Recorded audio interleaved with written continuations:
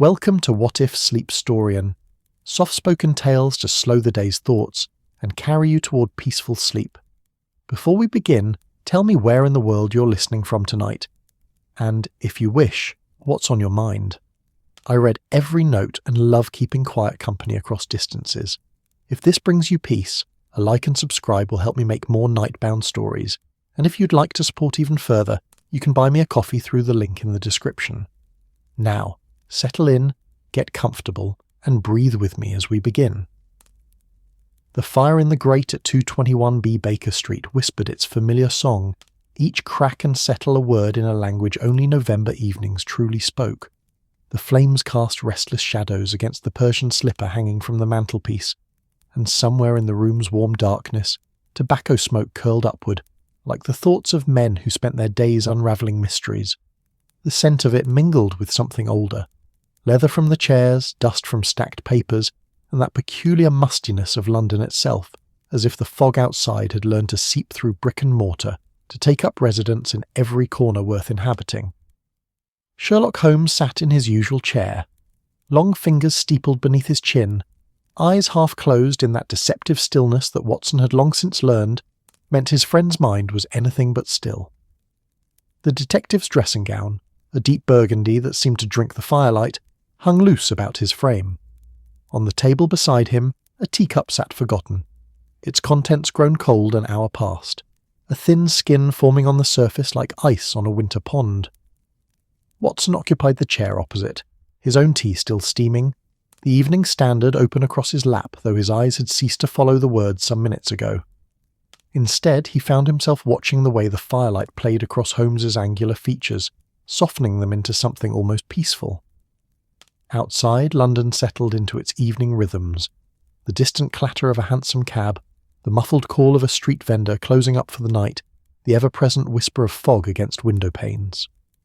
It was the kind of evening that wrapped itself around a man like a comfortable blanket, the kind that made Baker Street feel less like lodgings and more like sanctuary from a world that moved too quickly and demanded too much. Then came the knock at the door. Not Mrs. Hudson's familiar rap, 3 quick taps that announced tea or correspondence or clients, but something lighter, more hesitant. A knock that seemed to apologise for its own existence. Watson glanced at Holmes, but the detective hadn't moved, though one eyebrow had lifted perhaps a quarter of an inch, which for Holmes was practically a gesture of wild curiosity. Mrs. Hudson's voice drifted up from below, warm and practical as fresh bread. "Mr. Holmes? Dr. Watson? My niece has come to call. Shall I send her up?" Holmes' eyes opened fully then, revealing that sharp grey gaze that could dissect a man's life story from the mud on his boots. "By all means, Mrs. Hudson. We are always delighted to receive family." The words were courteous, but Watson caught the faint note of amusement beneath them. Holmes had likely deduced the existence of this niece from some overlooked detail weeks ago. A stray comment from their landlady, perhaps, or a letter glimpsed on the hall table. Watson had long since ceased to be surprised by such things. Footsteps on the stairs, light and quick. Then the door opened to reveal a young woman of perhaps 25, her face flushed from the November chill, her cloak beaded with moisture from the fog. She had Mrs. Hudson's practical eyes, Watson noted, but they sat in a younger face, one that still expected the world to yield up wonders if only one looked hard enough. "Gentlemen," Mrs. Hudson announced with the pride of a woman introducing visiting royalty, "this is my niece, Miss Clara Bennet. Clara, dear. Mr. Sherlock Holmes and Dr. John Watson." Clara stepped forward, her hands twisting together in a gesture of nervous energy that seemed at odds with the determination in her eyes.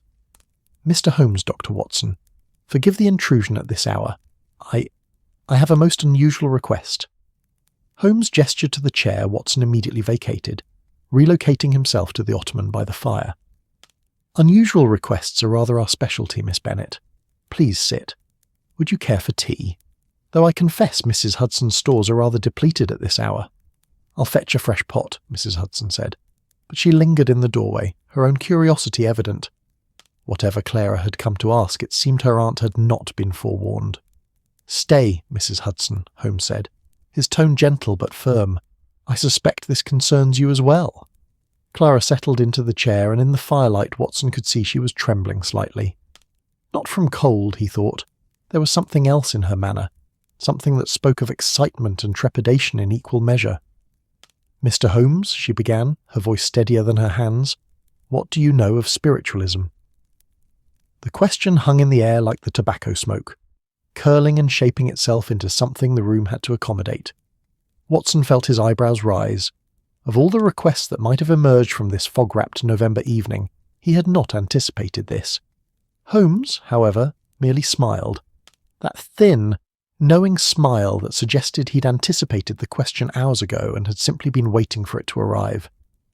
"I know," he said slowly, "that it is enjoying quite the fashionable moment among London society, that the journals are full of accounts of messages from beyond the veil, that there are perhaps 24 mediums operating in the city at present, their parlours packed with grieving widows and curious gentlemen who have misplaced their scepticism along with their common sense." "Holmes," Watson murmured, glancing at Clara's face. But Clara laughed, a bright sound that seemed to ease the tension in her shoulders. "You are direct, Mr. Holmes. My aunt warned me you would be, but that is precisely why I've come." She leaned forward, her eyes bright with something Watson couldn't quite name. "I don't want to be fooled. I want to know the truth." Mrs. Hudson moved then, settling herself on the edge of the settee, her hands folded in her lap in that way she had when she was preparing to hear something she wasn't certain she approved of. "Clara, dear, what is this about?" The younger woman took a breath, and Watson noticed she was holding something. A card. He realised that she'd been clutching so tightly the edges had begun to crumple. She smoothed it now against her skirt before offering it to Holmes. The detective took it with those clever fingers, holding it up to catch the firelight. "Madame Voltaire," he read aloud, his tone suggesting the name was both expected and faintly ridiculous. "Medium and spiritualist. Communications with the dear departed facilitated with discretion and sympathy." He glanced up at Clara. "You wish to attend a séance?" "I wish," Clara said carefully, "to hold a séance. Here, in this room." The fire popped in the silence that followed. Somewhere in the building a floorboard creaked.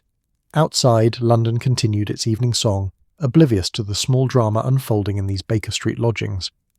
Here, Mrs. Hudson's voice carried a note Watson had rarely heard, something between alarm and intrigue.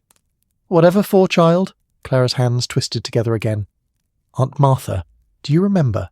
That is, do you recall Mr. Holmes's first client, the one who came years ago when he'd only just taken these rooms?" Watson saw Holmes go very still. It was a different stillness than before. This one had edges. Mrs. Hudson frowned, thinking. That poor gentleman? The one with the business about the missing inheritance? "Thomas Blackwood," Holmes said quietly. "He came to me in the winter of 1881. A simple case, really. His late father's will had been deliberately misfiled by a solicitor with gambling debts. We recovered the documents. Mr. Blackwood received his inheritance." A pause. "He died 2 years later. Pneumonia, I believe." "Yes," Clara said, and now her voice trembled properly. He was my father's closest friend. I was only a child, but I remember him. He used to bring me peppermints and tell terrible jokes." Her eyes glistened in the firelight. "Mr. Holmes, you gave him back his future. Those 2 years he had after, he married. He started a small bookshop in Bloomsbury. He was happy, and I've always wondered. That is, I've always wanted to thank him, to tell him that his kindness to a silly little girl wasn't forgotten." Watson felt something catch in his chest. Grief, he knew, wore many faces. This one was gentle, but no less real. "And so," Holmes said, his voice softer now, "you thought to engage Madame Voltaire to facilitate a conversation with Mr. Blackwood's spirit." "I thought," Clara said, meeting his gaze, "to engage Madame Voltaire in your presence, Mr. Holmes. Because if it's real, if there's even a chance it's real, I want to know. And if it's a fraud," she lifted her chin, "then I want to watch you prove it. I want to learn how they do it, how they prey on people like me, people who just want one more moment with someone they've lost." The fire crackled. The fog pressed against the windows, and Sherlock Holmes, that most rational of men, that enemy of sentiment and champion of cold logic, smiled.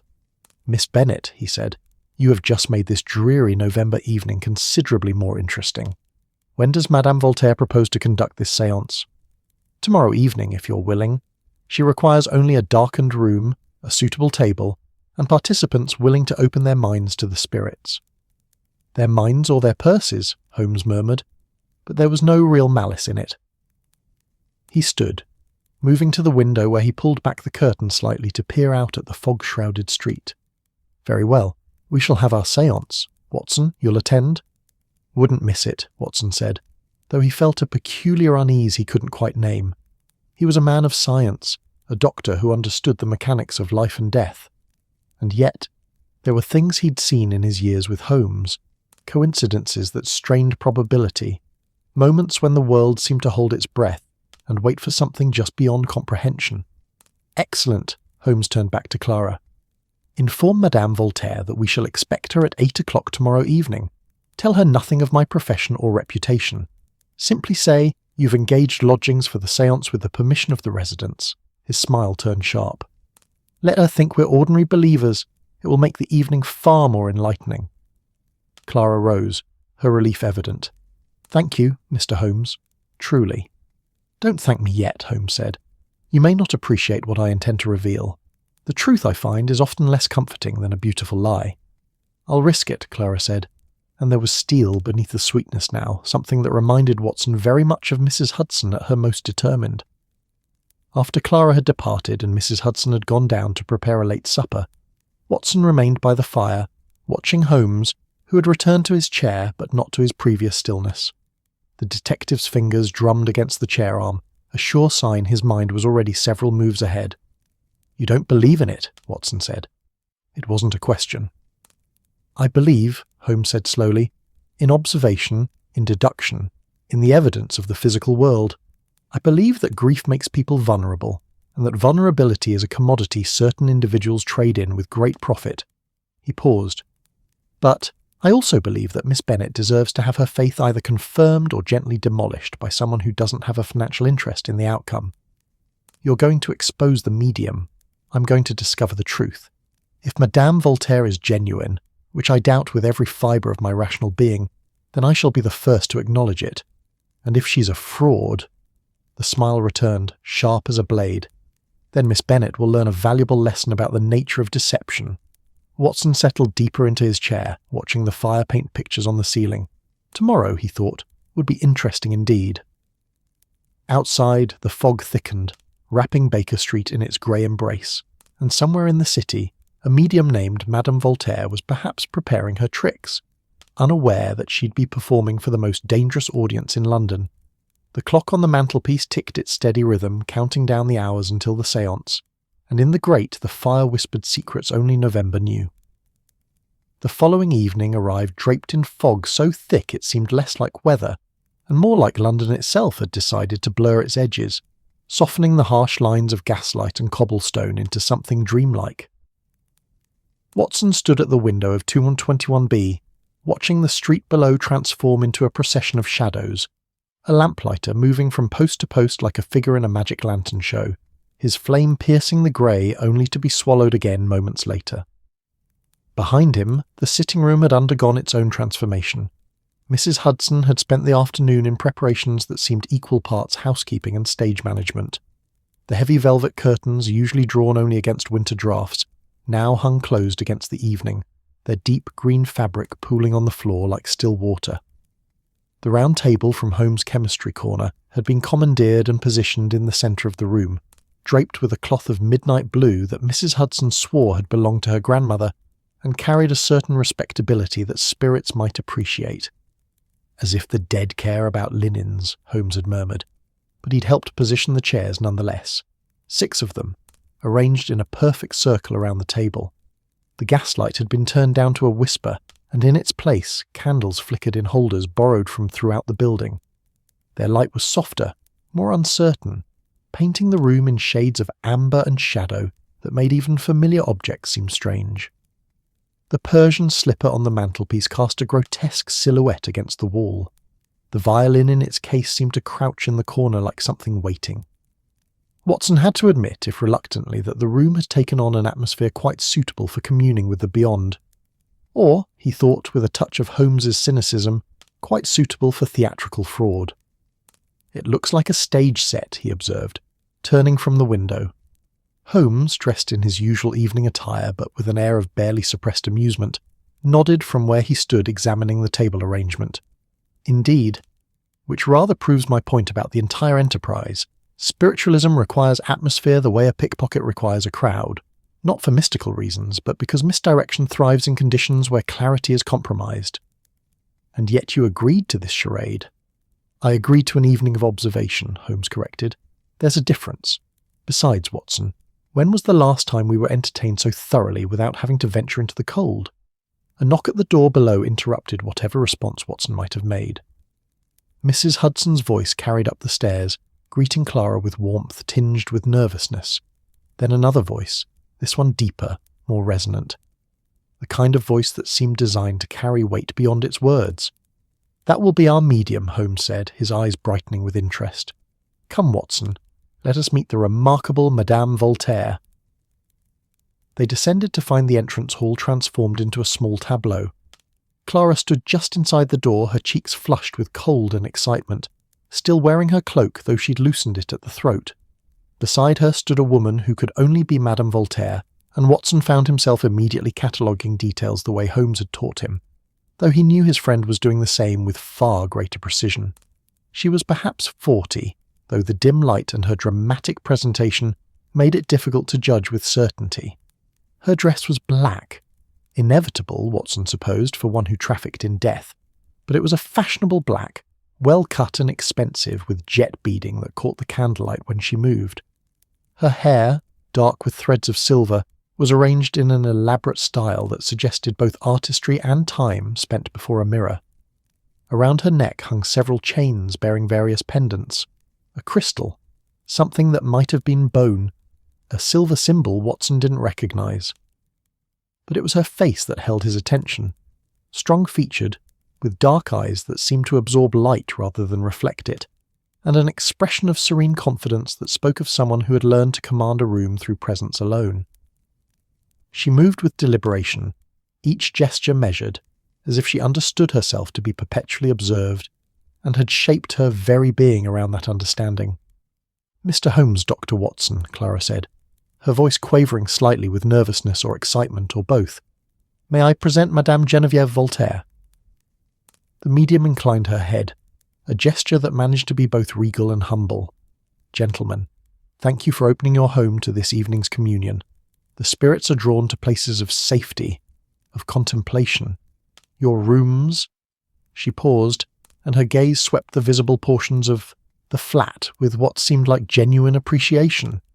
"They vibrate with intellectual energy. The veil is thin here." Holmes offered his most charming smile, the one Watson recognized as his harmless gentleman performance. "How fascinating.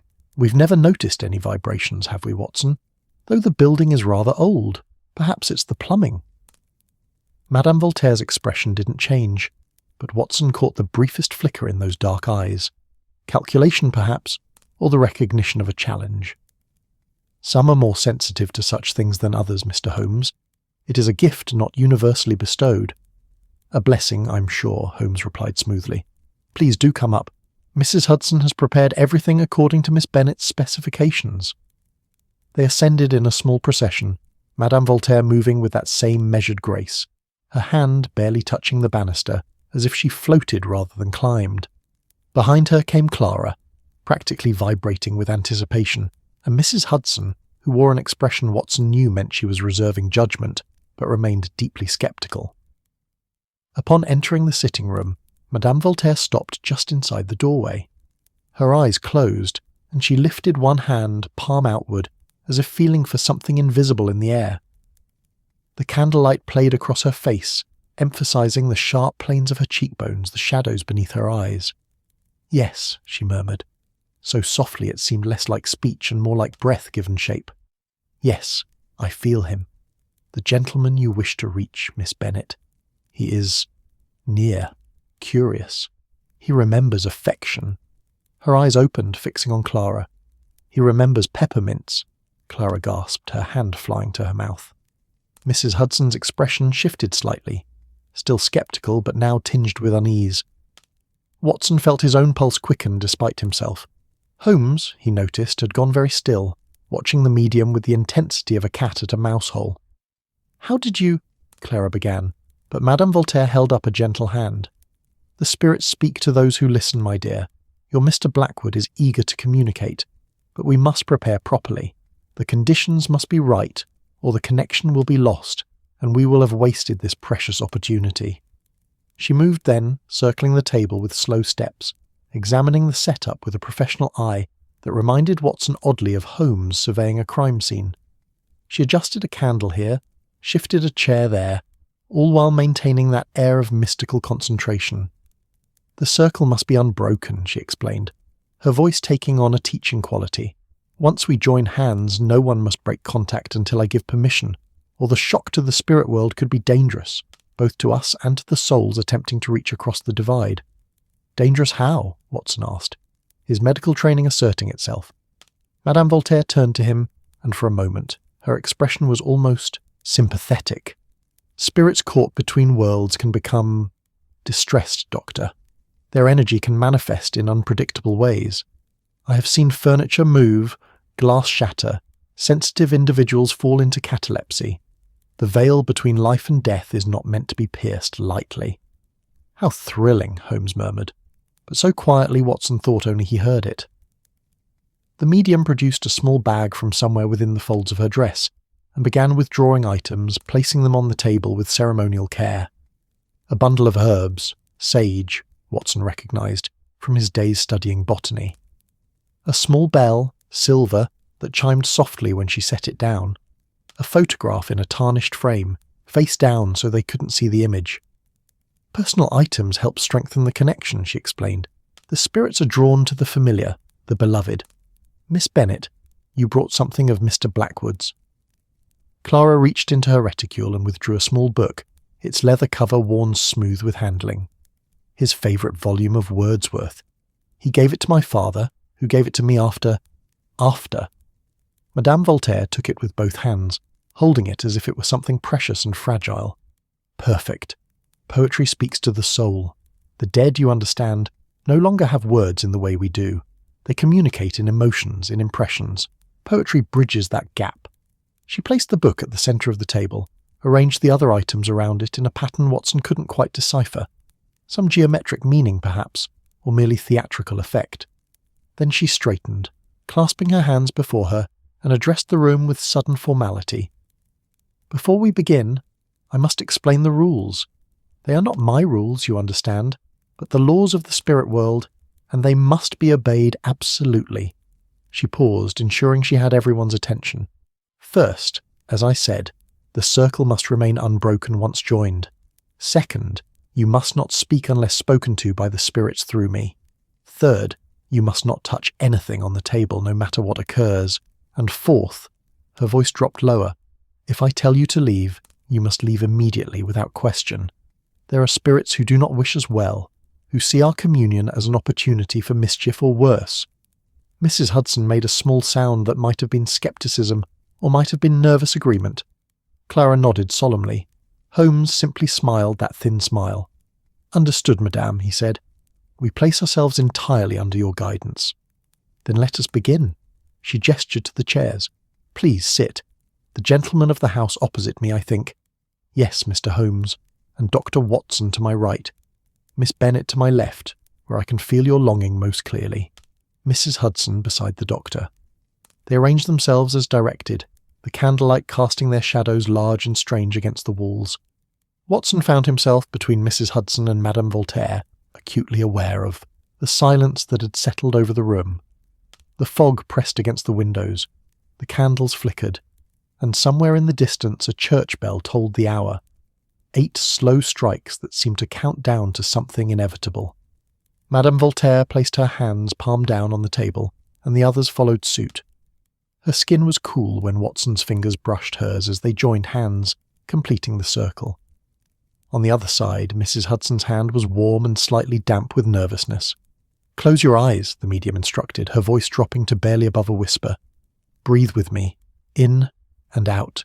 In and out. Feel the boundary between yourself and the world begin to soften. Feel the veil growing thin." Watson closed his eyes obediently, though he kept his other senses alert. He heard the soft breath of his companions, the crackle of candle wax, the whisper of fabric as someone shifted slightly. He smelled the sage, sharp and clean, and beneath it the familiar scents of Baker Street, tobacco, old books, the faint mustiness of London itself. "We call to Thomas Blackwood," Madame Voltaire intoned, her voice taking on a rhythmic quality. "We call to the one who crossed over too soon, who left love unfinished, gratitude unexpressed. We call with open hearts and gentle intention. Thomas Blackwood, hear us. Thomas Blackwood, if you are near, give us a sign." The silence stretched. Watson counted his own heartbeats, wondering what would happen, what trick would be employed. Beside him, he felt Mrs. Hudson's hand tighten slightly in his. Then, so faint he almost thought he'd imagined it, came a sound. Tap, tap, tap. 3 soft knocks, as if someone with gentle manners was requesting entry to a room already full of the living. Watson's eyes flew open to find Holmes staring directly at him across the table, his expression unreadable in the candlelight, and on the detective's face was something Watson had rarely seen there. Not fear, certainly, but perhaps the sharp attention of a mind encountering a puzzle it hadn't yet solved. The séance had begun. The 3 taps hung in the air like smoke, dissipating slowly into the candlelit stillness of 221B Baker Street. Watson felt his heart perform an uncomfortable manoeuvre somewhere beneath his ribs, a skip and flutter that his medical training told him was merely adrenaline, the body's response to uncertainty, nothing more. And yet his fingers had tightened involuntarily around Mrs. Hudson's hand, and he felt her return the pressure with equal fervour. Madame Voltaire's eyes remained closed, her face composed in an expression of serene concentration.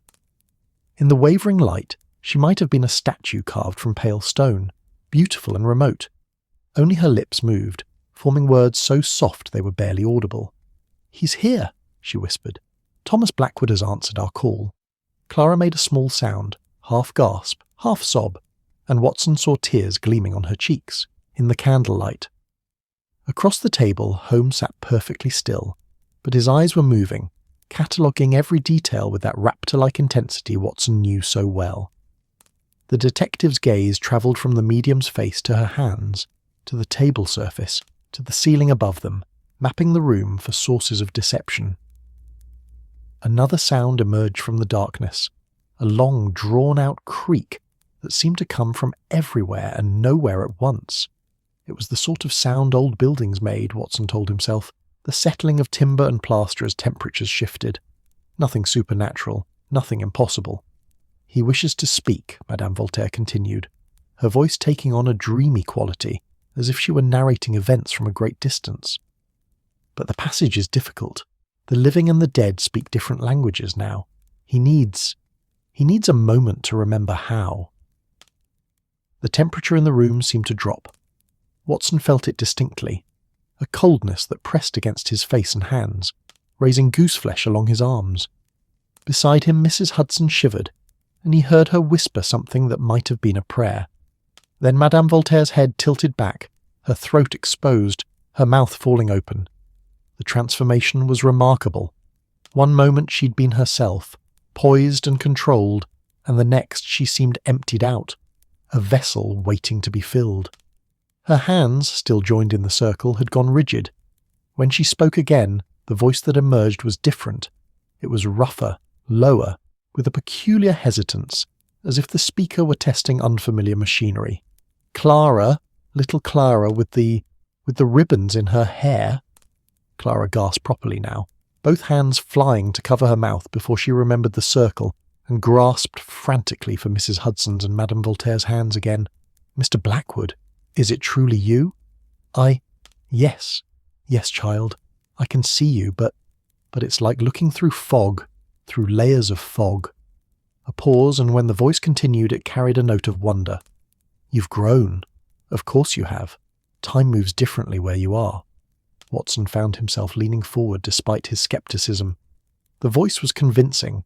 He had to grant the medium that much. It carried emotion, uncertainty, the catch and stammer of genuine feeling.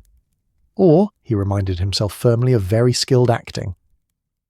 "Mr. Blackwood," Clara said, her own voice breaking, "I wanted to tell you. I needed you to know. that those last years, after Mr. Holmes helped you, they mattered. Your kindness to me, to my family, it wasn't forgotten. It isn't forgotten." The voice that came from Madame Voltaire's mouth made a sound that might have been a laugh, or might have been a sob. "The bookshop. Do you remember the bookshop, Clara? The smell of it. Leather and paper and that peculiar dust that only accumulates on stories?" "Yes," Clara whispered. "You let me read anything I wanted. You said a curious mind was worth more than gold. I remember now. I remember. There was a cat, Orange, terrible mouser but excellent company. Named him Chaucer because he would sit and judge everyone who entered." A pause. "He's here, actually, with me. Spirits of all kinds cross over, it seems." Despite himself, Watson felt something catch in his throat. It was the details, he realised. The specific casual details that made the impossible seem suddenly plausible. An orange cat named Chaucer. The smell of an old bookshop. These weren't the grand pronouncements he'd expected from a fraudulent medium, but the small, forgettable particulars that made up a life. He glanced at Holmes and found the detective's expression had sharpened further. His friend's eyes had narrowed, and Watson could practically see the machinery of his mind working, testing hypotheses, discarding impossibilities. "Mr. Blackwood," Clara ventured, her voice steadier now, "what is it like? Where are you?" The voice hesitated. In the silence another sound emerged, a soft whistling, like wind through a gap, though all the windows were closed tight against the November fog. The candles flickered in unison, their flames bending towards some invisible current. "It's difficult to explain in words meant for the living. There's light, but not the kind you know. No sun, no moon, but we're not in darkness. And there are others here, so many others. Some I knew, most I didn't. We're all—" Another pause. "We're all waiting, I think. Though for what, I cannot say." Mrs. Hudson's hand had begun to tremble in Watson's. He squeezed gently, offering what comfort he could, though his own pulse was racing now. The room felt close, the air thick, as if something pressed against the boundaries of their little circle. "There's something else," the voice continued, and now it carried an urgency that raised the hair on Watson's neck. "Something I must tell you. The gentleman, the tall one with the clever eyes, Holmes. He's there, isn't he?" "I am here," Holmes said calmly, speaking for the first time since the séance began. His voice was steady, betraying none of the intensity Watson could see in his face. "You gave me hope, Mr. Holmes. When I came to you in that winter— God, was it only winter? It feels like a lifetime ago. I was desperate. My father's will, the inheritance that was rightfully mine, all of it tangled in legal deceit. You unravelled it in a week." 9 days, actually," Holmes said quietly. "But I'm pleased the resolution brought you peace. More than peace. It brought me life. Real life. I married Margaret. Did you know that? Perhaps Clara told you. We had 2 years together. 2 years of waking beside someone who made the world brighter. 2 years of building something, of mattering," the voice caught. "And then the pneumonia came and it was over so quickly." The temperature seemed to drop further. Watson's breath had begun to mist before his face, visible in the candlelight. This was wrong, he thought. Late November was cold, certainly, but not like this. Not this penetrating chill that seemed to emanate from within the room itself rather than from without. "I don't regret it," the voice said. "Even knowing how short the time would be, I wouldn't choose differently. You gave me that, Mr. Holmes. You gave me enough life to learn what living meant." "I merely recovered some documents," Holmes said, but his voice had softened slightly. "You built your life yourself, Mr. Blackwood." "Perhaps, but you—" The voice cut off abruptly. Madame Voltaire's body went rigid, her back arching slightly, her face contorting. A sound emerged from her throat, not words, but a low moan that spoke of distress or pain. "What's happening?" Clara asked, alarm cracking through her grief. "Is he—" "Something's wrong," Mrs. Hudson whispered. "This doesn't feel right." Holmes was on his feet, or tried to be. "Madam, if you're in distress, sit down." The medium's voice cracked like a whip. Her own voice now, sharp with command.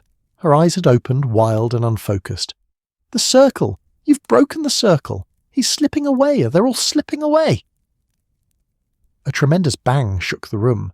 The table jumped, its legs scraping against the floor. The candles guttered wildly. From somewhere came a sound like rattling chains, though Watson could see nothing that might produce such noise. Holmes resumed his seat, his jaw tight, and grasped the hands on either side of him. The moment the circle reformed, the disturbances ceased. The candles steadied. The room fell silent except for Madame Voltaire's ragged breathing.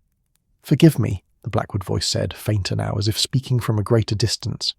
"It takes such effort to maintain the connection, and there are others here, pressing close, wanting their chance to speak. The veil! It's not meant to be open this way, not for long." "Can you stay?" Clara asked desperately. "Please, just a moment longer." "A moment. Yes, but I must tell you." The voice faltered. "There's something coming. Something that doesn't belong to the past or present. A mystery, Mr. Holmes. Even here I can feel it. Time moves strangely where I am, you understand. I can see backward and forward, though it's all muddled, like looking at reflections in troubled water." Holmes leaned forward, his scepticism warring visibly with curiosity.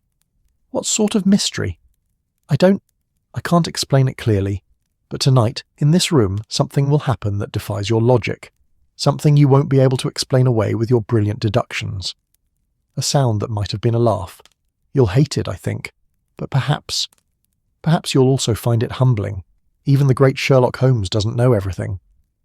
"Cryptic prophecies," Holmes murmured. "How convenient." "Mock if you wish. You'll remember soon enough." The voice was fading now, becoming thread-like. "Clara, child, lives well.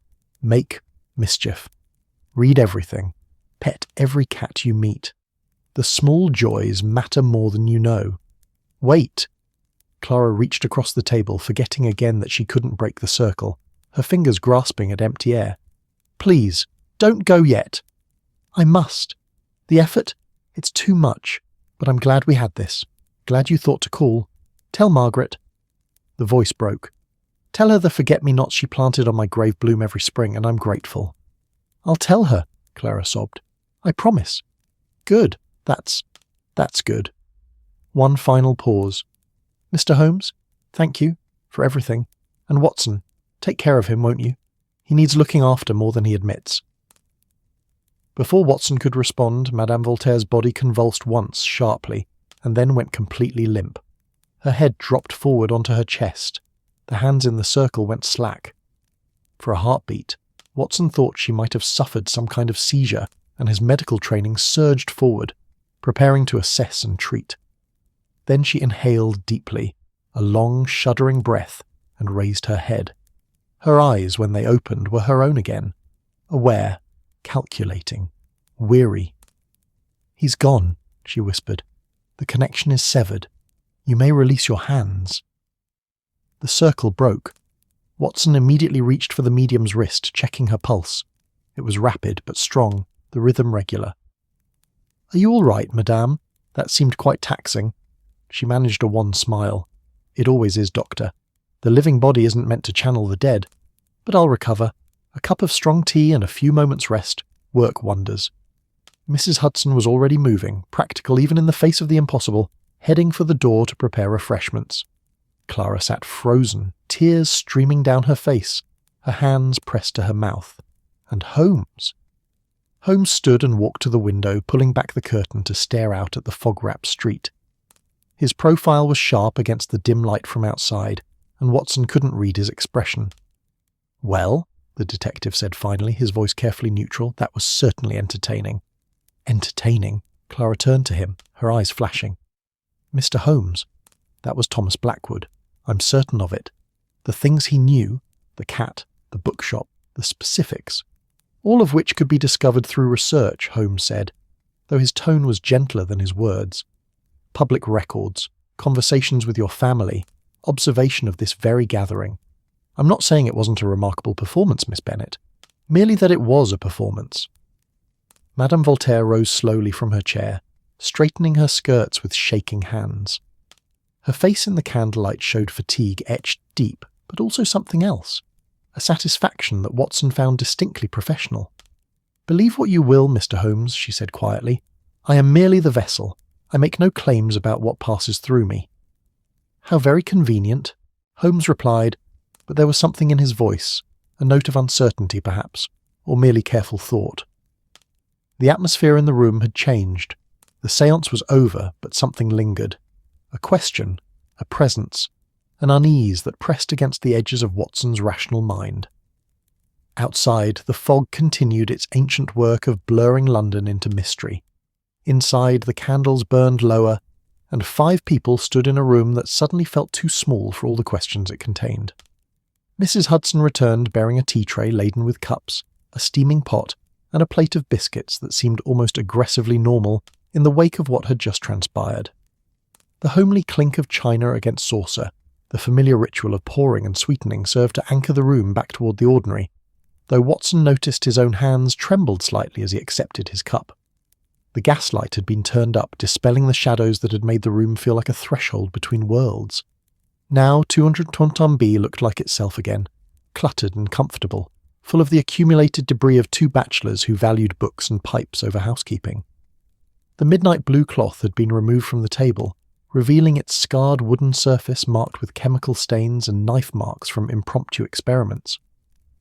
The transformation felt both reassuring and slightly disappointing, as if they'd returned from some foreign country, only to find their own homeland smaller than memory had painted it.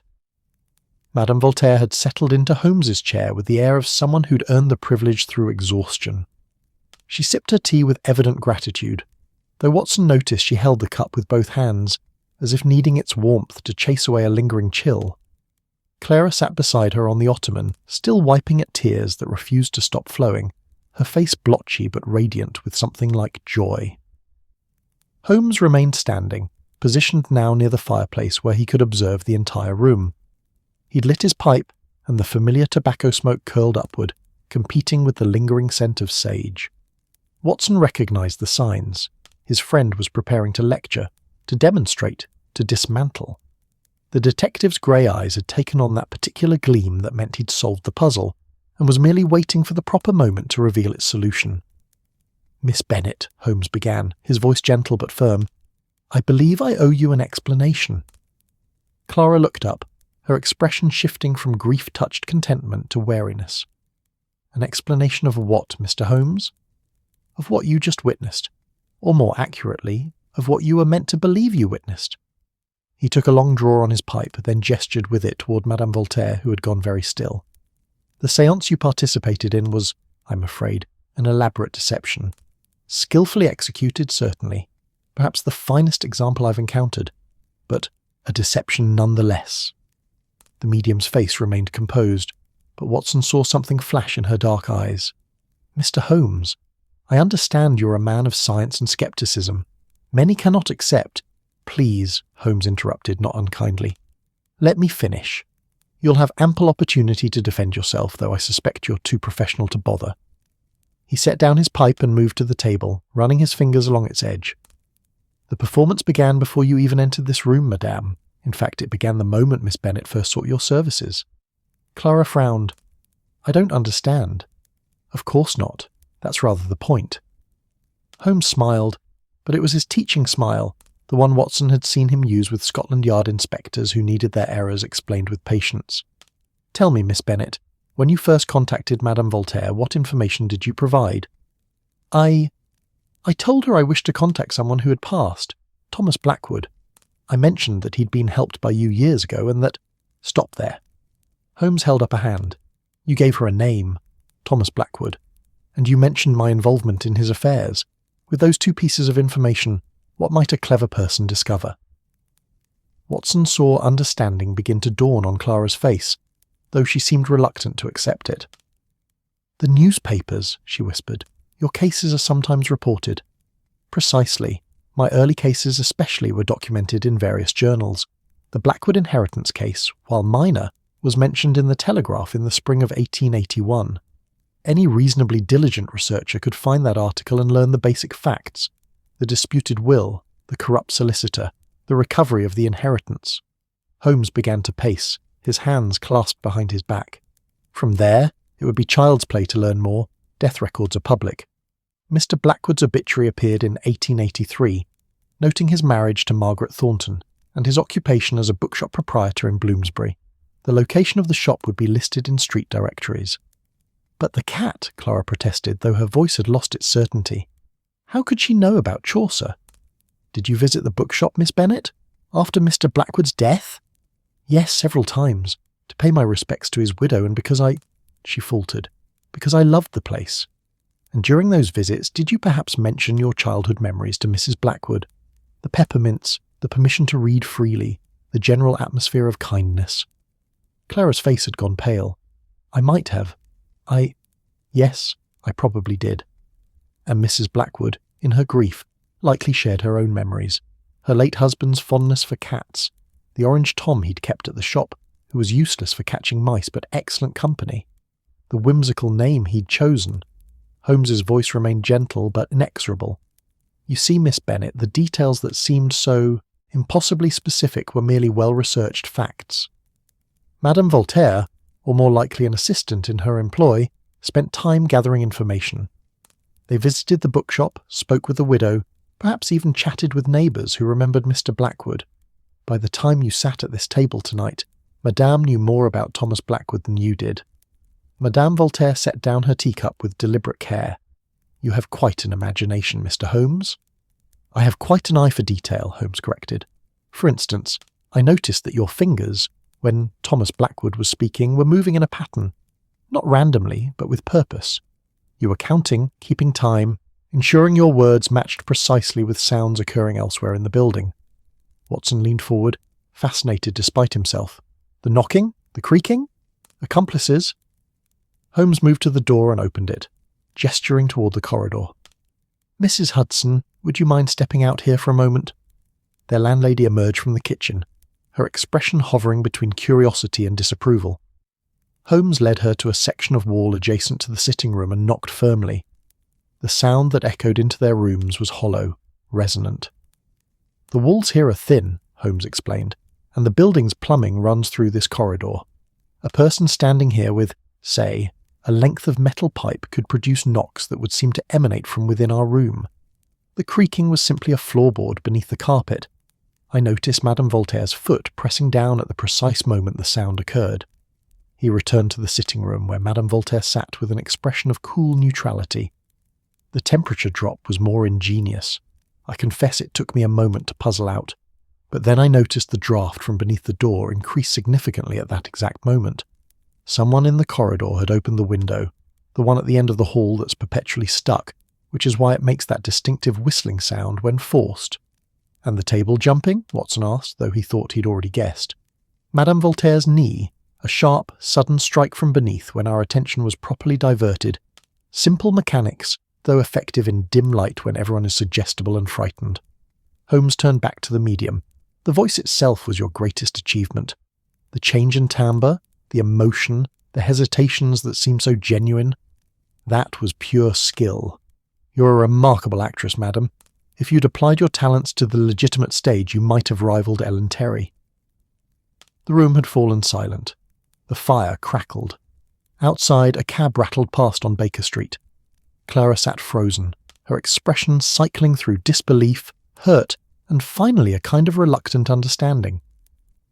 But the things he said, she whispered, about living well, making mischief, the forget-me-nots on his grave, generic sentiments that could apply to anyone, Holmes said quietly. Beautiful sentiments, certainly, moving sentiments, but not evidence of genuine communication with the dead. The forget-me-nots were likely visible at the cemetery if anyone bothered to look. The rest, he shrugged. The rest was what any kind person would wish to hear from someone they've lost. You gave me hope. Thank you. Live well. These are the universal longings of the grieving, and Madame Voltaire gave them to you in precisely the form you needed. Madame Voltaire stood, drawing herself up with dignity. You've worked out your theory very thoroughly, Mr. Holmes, and perhaps some of what you say has merit. Perhaps I did research Mr. Blackwood's history. Is that so terrible? Should I enter a séance ignorant, unable to help the spirits make themselves understood? Her voice had hardened slightly. You speak of deception, but what I do brings comfort. I give people like Miss Bennet a chance to say goodbye, to find closure. Can you offer something better with your cold logic and your explanations? I can offer the truth, Holmes replied, which Miss Bennet specifically requested. Clara had risen as well, her face wet with tears but her jaw set. He's right, Madame Voltaire.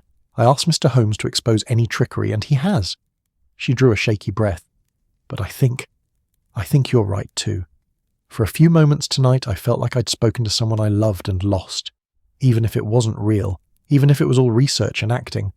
She wiped her eyes. It helped. Does that make me foolish? It makes you human, Watson said softly, speaking for the first time in several minutes. He'd been watching Holmes's demonstration with mixed feelings, admiration for his friend's powers of observation, but also a kind of sadness for the magic being dispelled. We all want to believe in something beyond the visible world. A dangerous want, Holmes said, but not harshly. One that unscrupulous people exploit for profit. Madame Voltaire gathered her shawl around her shoulders. I charge a modest fee, Mr. Holmes. Enough to live on, nothing more. I don't prey on grieving widows or bankrupt families chasing inheritances. I provide a service, and those who seek it do so willingly. She moved toward the door, then paused. You've won your game tonight. You've proven yourself cleverer than a simple medium. I hope it brings you satisfaction. Wait, Clara said suddenly. She crossed to the medium and took her hand. Thank you. Even knowing what I know now, thank you. I needed to hear those things, even if they came from you rather than him. Something in Madame Voltaire's expression softened. He would have said those things, child. If he could have, that much at least was true. Mrs. Hudson showed the medium out, her footsteps echoing down the stairs. The front door opened and closed, and then there were only three of them, Holmes, Watson, and Clara, standing in a room that felt suddenly larger and emptier. I'm sorry, Clara said, though Watson wasn't certain whom she was addressing. I'd hoped. Well, it doesn't matter what I'd hoped. You hoped for the impossible, Holmes said, not unkindly. That's not a crime, merely a miscalculation. But now you understand how these things work. You won't be fooled again. No, Clara agreed. I suppose I won't. She managed a weak smile. Though I think I preferred being fooled. Reality is rather colder than... The mantel clock began to chime, one clear silver note that hung in the air, marking the hour of 10 o'clock. Normal, expected. The clock had been chiming the hours for years, its mechanism reliable as sunrise. Then, after a pause that seemed to stretch impossibly long, it chimed again. 2 strikes where there should have been one. The three of them froze, staring at the clock. Watson felt the hair rise on his arms. Holmes's face had gone completely blank, the expression he wore when encountering something that defied his categories. Holmes, Watson said carefully, didn't you wind that clock this morning? Yes. His friend's voice was quiet, controlled. I wound it myself, for a single chime at each hour. I always do. Then how? I don't know. The admission hung in the air between them, more shocking than any séance trick. Sherlock Holmes, who explained everything, who reduced mysteries to mechanics and logic, had just admitted ignorance. Clara laughed suddenly, a bright, slightly hysterical sound. He said something would happen tonight that you couldn't explain. Thomas? Or Madame Voltaire pretending to be Thomas. He said you'd hate it. Holmes walked slowly to the mantel and lifted the clock, examining it with those clever fingers. He opened the back, studied the mechanism, tested the springs and gears. His frown deepened with each passing second. There's nothing wrong with it, he said finally. No hidden mechanism, no secondary chime waiting to activate. It's a simple clock, and it should have chimed once. He set it back on the mantel, his hands not quite steady. It chimed twice. Watson moved to the window, suddenly needing air despite the November cold. Outside, the fog had thickened, turning Baker Street into a ghost of itself. Gaslight struggled to pierce the grey, creating halos that illuminated nothing. Perhaps, he said slowly, perhaps there are some things even you can't explain, old friend. Holmes didn't respond. He simply stood before the fire, staring at the clock that had chimed twice when it should have chimed once. And in the flickering light, Watson thought he saw something he'd rarely witnessed in his friend's face. Wonder, perhaps, or uncertainty, or just possibly the faintest edge of fear. The fog pressed against the windows of 221B Baker Street like something living, something curious about the warmth and light within. Clara had departed an hour ago, escorted home by Mrs. Hudson's nephew who'd been summoned for the purpose, leaving behind a silence that felt heavier than mere absence. Mrs. Hudson herself had retired to her rooms below, though Watson suspected she wasn't sleeping any more successfully than he and Holmes were. The clock sat on the mantel where it always had, innocent and ordinary, its brass case reflecting the dying firelight.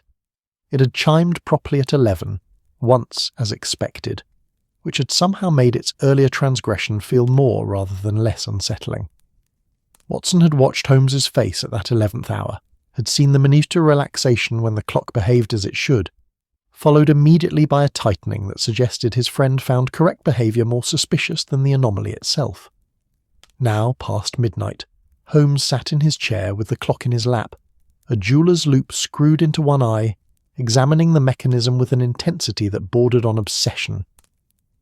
He'd been at it for the better part of an hour, his long fingers probing the delicate machinery with the care of a surgeon exploring a wound. On the table beside him lay an array of tools, screwdrivers of various sizes, thin metal probes, a small oil can, even a magnifying glass, though the loop served that purpose better. Watson occupied the other chair, a book open on his knee that he'd stopped pretending to read 20 minutes ago. Instead, he watched his friend work, watched the play of concentration across those sharp features, and thought about the evening's events with the kind of circular rumination that prevented sleep. The séance had been a fraud. He was certain of that, or nearly certain. Holmes's explanation had been thorough, logical, and comprehensive, and yet the clock had chimed twice. That fact sat in Watson's mind like a stone in a shoe, impossible to ignore, resistant to explanation. "Nothing," Holmes said finally, setting down the clock with a care that bordered on reverence. He removed the loop and rubbed his eyes, a gesture of weariness Watson rarely witnessed. "The mechanism is sound. Simple, reliable, entirely incapable of producing a double chime unless—" He trailed off, staring at the clock as if it might confess under the weight of his gaze. "Unless what?" Watson prompted. "Unless someone wound it incorrectly this morning, which I did not. Or unless some component failed in precisely the right way to produce an extra chime, which I can find no evidence of. Or unless—" He stopped again, his jaw tightening. "Unless it wasn't the clock," Watson finished quietly. "Unless the sound came from somewhere else." Holmes stood abruptly and walked to the window, pulling aside the curtain to stare out at the fog-wrapped street. "I examined every object in this room capable of producing a chiming sound. The mantel clock, the pocket watch in my dresser, even that infernal music box Mrs. Hudson insists on keeping in the hall. None of them could have made that sound. Perhaps someone in the building. I questioned Mrs. Hudson. She has no other clocks, no bells, nothing that chimes. And before you suggest it, I also checked with our neighbours. The Hendersons next door were at the theatre. The Clarksons above us are in Bath visiting family. The building was empty except for us, Mrs. Hudson, and Clara." Watson watched his friend's reflection in the dark glass, saw the frustration etched in the set of his shoulders. "You're certain it wasn't part of Madame Voltaire's tricks? Some delayed mechanism? If it were, it would be the most sophisticated device I've ever encountered. A mechanism that could produce a sound indistinguishable from our specific clock, timed to activate after she'd already left the premises, with no visible component left behind." Holmes shook his head. "No. If the medium had that level of skill, she'd be working for governments, not conducting séances in Baker Street sitting rooms." The fire crackled, sending up a small shower of sparks. Watson added another log, watching it catch and begin to burn with that peculiar beauty fire possessed. Destruction that gave light and warmth. "What did you make of her prediction?" he asked. "Madame Voltaire, speaking as Blackwood, he said something would happen that you couldn't explain." "A safe prediction when speaking to a skeptic," Holmes replied, but his tone lacked conviction. "If nothing inexplicable had occurred, I would have dismissed the comment as theatrical nonsense. Because something did occur, it seems prophetic, basic confirmation bias. And yet you can't explain it. Not yet." Holmes turned from the window, and in the firelight his face looked younger somehow, more vulnerable. "Watson, in all our years together, have I ever admitted defeat before a mystery?" "Not admitted, no. Though there have been cases you couldn't solve. Couldn't solve it completely, perhaps, but I always understood the mechanism, even if I couldn't prove it or identify the culprit. This," he gestured at the clock, "this is different. There's no mechanism I can identify. No rational explanation presents itself." Watson closed his book, setting it aside. "Then perhaps the explanation isn't rational." The words hung between them, dangerous and tempting. Holmes's expression shifted through several emotions too quickly for Watson to catalogue. Skepticism, anger, consideration, and finally something that might have been fear. "You're suggesting the séance was genuine," Holmes said flatly. "That Thomas Blackwood's spirit somehow caused the clock to chime as a— what? A demonstration, a proof of existence beyond death." "I'm suggesting," Watson said carefully, "that we don't know everything, that there might be phenomena science hasn't yet explained. You've always said that when you eliminate the impossible, whatever remains, however improbable, must be the truth. I've also said that nothing is impossible until proven so, and I have yet to see proof of any supernatural occurrence that couldn't be explained by natural means once properly examined." But Holmes's voice lacked its usual certainty. He moved to his desk, rifling through papers until he found what he sought, a small leather journal, its pages filled with his precise handwriting. "What's that?" Watson asked. "My casebook from 1881. I keep detailed records, as you know." Holmes opened to a page roughly a third of the way through. "Here, the Blackwood case. Let me refresh my memory about our first client, since he's apparently so interested in communicating with us." Watson rose and moved to stand behind Holmes, reading over his friend's shoulder. The familiar handwriting marched across the page in neat columns. Client: Thomas Blackwood, age 34. Residence: temporary lodgings, Marylebone. Profession: none currently. Previous employment as clerk terminated due to financial difficulties. Problem: disputed inheritance. My father died 6 months ago. Will allegedly filed with solicitor Jeremiah Crane, but no record can be found. Brother claims no will exists. Seeks to inherit the entire estate under laws of intestacy. Holmes continued reading aloud. Visited Crane's offices. Found solicitor in financial distress. Gambling debts evident from condition of premises and personal appearance. Confronted Crane with evidence of misfiling. Crane confessed to hiding will at brother's behest in exchange for payment of debts. Will recover. Brother and solicitor both prosecuted. Client's inheritance restored. Simple enough, Watson observed. As you said at the time, you are hardly worthy of your talents. Yes, but look here. Holmes pointed to a passage near the bottom of the page, written in slightly different ink as if added later. I made a note when I learned of his death. February 1883. Pneumonia. Age 36. Married to Margaret Thornton, 1881. No children. Operated a bookshop at 47 Bloomsbury Street. You kept track of him, Watson said softly, even after the case was closed. I keep track of many former clients. It's simply good practice. But there was something in Holmes's voice, a defensiveness that suggested the tracking had been more than merely professional. He was your first client, Watson said. That must have meant something. Holmes closed the journal, his fingers tracing the worn leather cover. He came to me when no one else would. When I was an unknown consulting detective working from disreputable lodgings in Montague Street. He had very little money, could barely afford my fee, but he trusted me based on nothing more than a recommendation from a university acquaintance. He paused, and I proved that trust warranted. I gave him his inheritance, and he used it well. Built a life, found happiness, however brief. You gave him hope, Watson said, echoing the words the séance voice had spoken, exactly as the spirit, or Madame Voltaire, said. Holmes set down the journal with more force than necessary. It's what any decent detective would have done. There's nothing supernatural about competent investigation. No, but there might be something supernatural about a man returning from death to express gratitude. Watson moved to the fireplace, warming his hands, though he wasn't particularly cold. Holmes, what if we're approaching this from the wrong angle? What if the question isn't whether the séance was genuine, but why it happened at all? I don't follow. Clara wanted to thank Blackwood for his kindness. You exposed Madame Voltaire's tricks as requested. Justice was served, truth revealed, and then— Watson gestured at the clock. Then something inexplicable occurred. Not during the séance itself, but after. After the fraud was exposed and everyone had relaxed. Almost as if the genuine article wanted to be distinguished from the counterfeit, Holmes finished, his voice barely above a whisper. He was staring at the clock again, his expression unreadable. You're suggesting that Thomas Blackwood's spirit, or ghost, or whatever term you prefer, waited until the trickery was revealed before manifesting in a way that couldn't be dismissed as part of the performance. I'm suggesting it's one possible explanation, and given that you have no other explanation—" Holmes was quiet for a long moment. The fire burned lower. Outside, the fog had grown so thick that the gaslight across the street was barely visible, just a dim suggestion of illumination in the grey.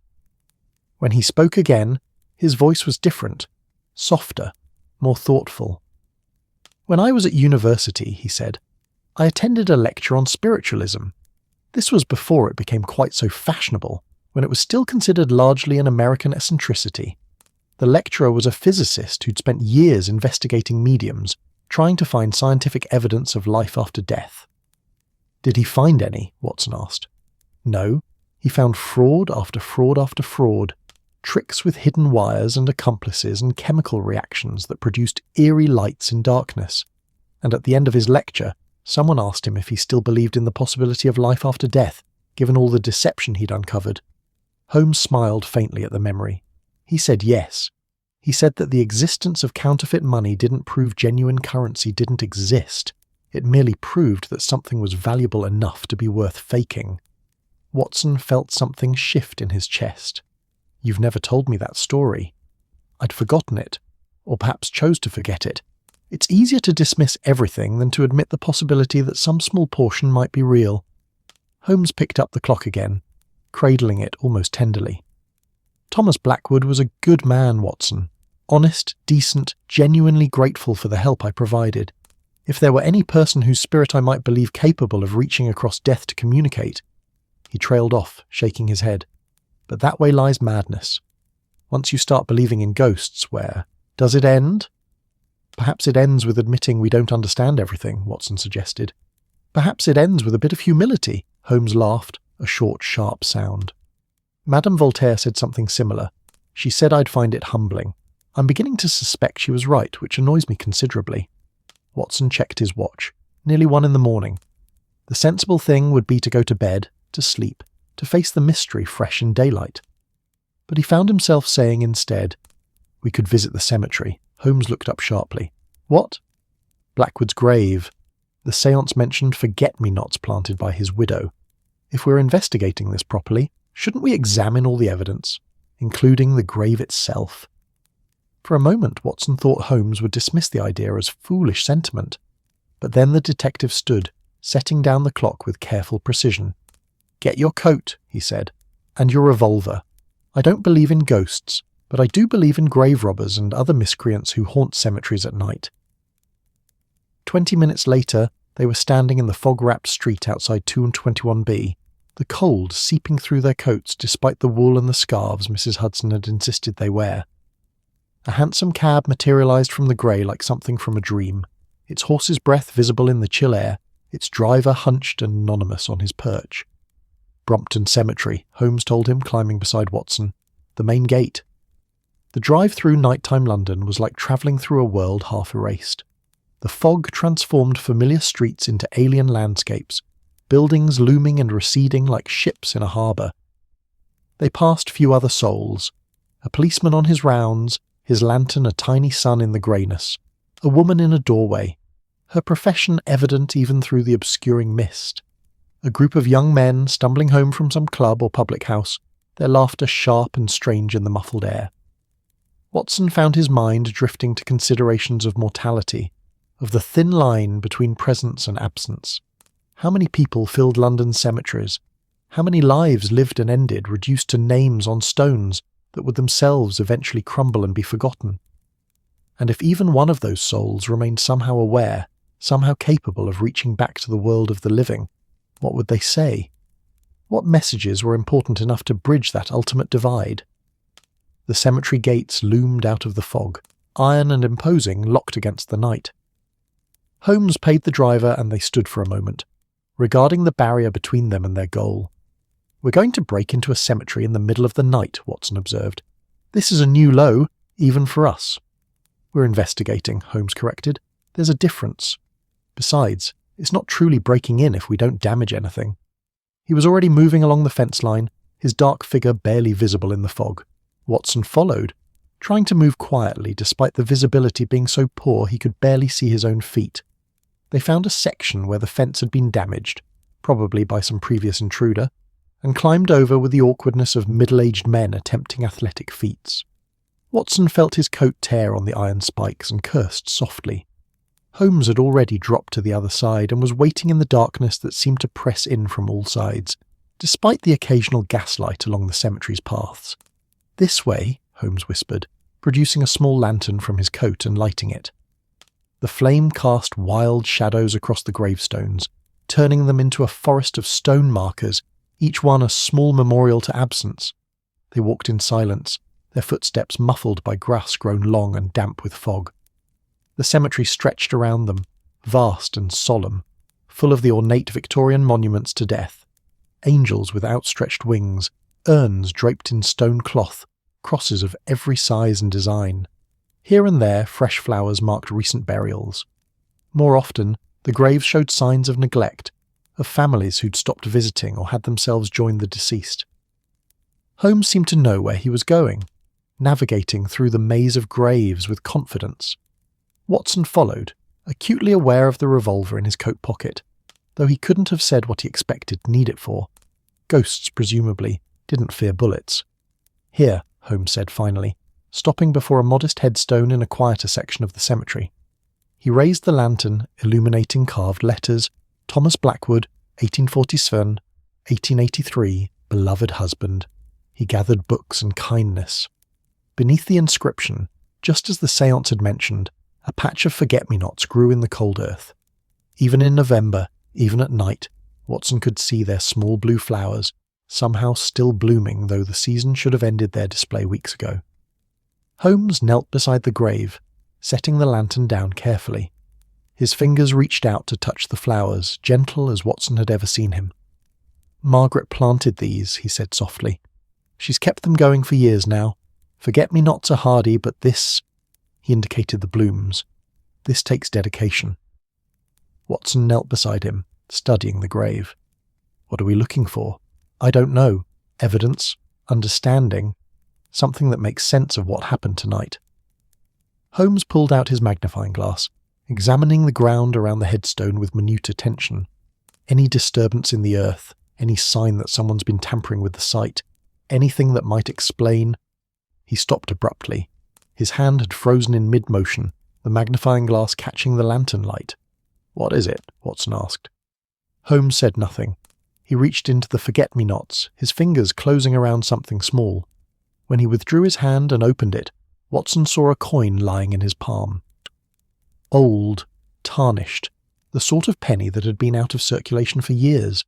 The exact sort of penny, Watson realised with a chill that had nothing to do with the November cold, that had been popular in 1881. The year Thomas Blackwood had first visited Baker Street. The year Holmes had given him back his future. "It's probably nothing," Watson said, though his voice lacked conviction. "Someone dropped it, or—" "Look at the date," Holmes interrupted, angling the coin to catch the light. Watson looked. The penny was dated 1881, and pressed into the soft metal, barely visible but definitely there, were two words scratched in a careful hand. "Thank you." The fog pressed closer. The lantern flickered. And somewhere in the vast darkness of Brompton Cemetery, surrounded by the silent testimony of 100,000 dead, two rational men knelt before a grave and wondered if perhaps, just perhaps, the impossible might sometimes be true. The penny sat on Holmes's desk like an accusation, its tarnished surface catching the early morning light that struggled through the fog-wrapped windows of 221B. Watson had been staring at it for the better part of an hour ever since they'd returned from the cemetery, cold and unsettled and no closer to understanding than when they'd left. The words scratched into its surface, "Thank you," seemed to mock every rational explanation he tried to construct. Holmes, for his part, had barely spoken since pocketing the coin at the graveside. They'd climbed back over the cemetery fence in silence, found another cab through streets that seemed determined to remain wrapped in grey obscurity, and returned to Baker Street with the careful quiet of men who'd witnessed something they couldn't yet name. Mrs. Hudson, bless her, had left tea and cold meat on the sideboard before retiring, and they'd eaten without tasting, drunk without finding warmth, and now sat in chairs that suddenly felt less comfortable than they had for years. The clock on the mantel ticked its steady rhythm. Once, Watson caught himself counting the seconds, waiting for some impossible sound that didn't come. The clock behaved itself perfectly, as if the previous evening's transgression had been a dream, or a delusion shared between tired men who'd let atmosphere overcome sense. Except for the penny. The penny was real, solid, impossible to dismiss. It could have been placed there at any time, Watson said finally, breaking the silence that had grown too heavy to bear. By anyone. Margaret Blackwood visits the grave regularly. She might have left it as a memorial, or a groundskeeper, or— The inscription is fresh, Holmes interrupted quietly. His eyes remained fixed on the coin, his long fingers steepled beneath his chin. You can see where the metal's been disturbed, not aged, not weathered by years of exposure. The scratches are bright, Watson, recently, within days, not years. Then Margaret Blackwood would have no reason to hide such a token beneath the flowers where it might never be found. If she'd left a penny as a memorial, she would have placed it on the headstone itself where visitors could see it. Holmes finally looked up, and Watson was startled by the exhaustion in his friend's face. No, this was meant to be hidden, meant to be discovered only by someone searching carefully, someone like us. Watson rose and moved to the window, needing to see something beyond the confines of this room, with its mysterious penny and its twice-chiming clock. The street below was beginning to wake, a milk cart rattling past, a maid scrubbing steps, the lamplighter making his rounds in reverse, extinguishing the gaslights as dawn crept through the fog. Normal people engaged in normal activities, untroubled by questions of mortality and meaning. "We're investigating this the wrong way," he said, watching a grocer arrange his wares on a cart. "We're trying to prove or disprove the supernatural as if it's a binary question, but what if it's something else entirely? Such as—" Holmes's voice carried interest despite the weariness. "Such as meaning, connection, memory." Watson turned from the window, trying to organise thoughts that felt slippery, resistant to words. "Thomas Blackwood was your first client. He trusted you when you were unknown, unproven. You helped him, and that help gave him 2 years of genuine happiness before his death. That matters, Holmes. Perhaps it matters enough that the universe itself, or God, or whatever force governs such things, wants to acknowledge it." Holmes was quiet for a long moment.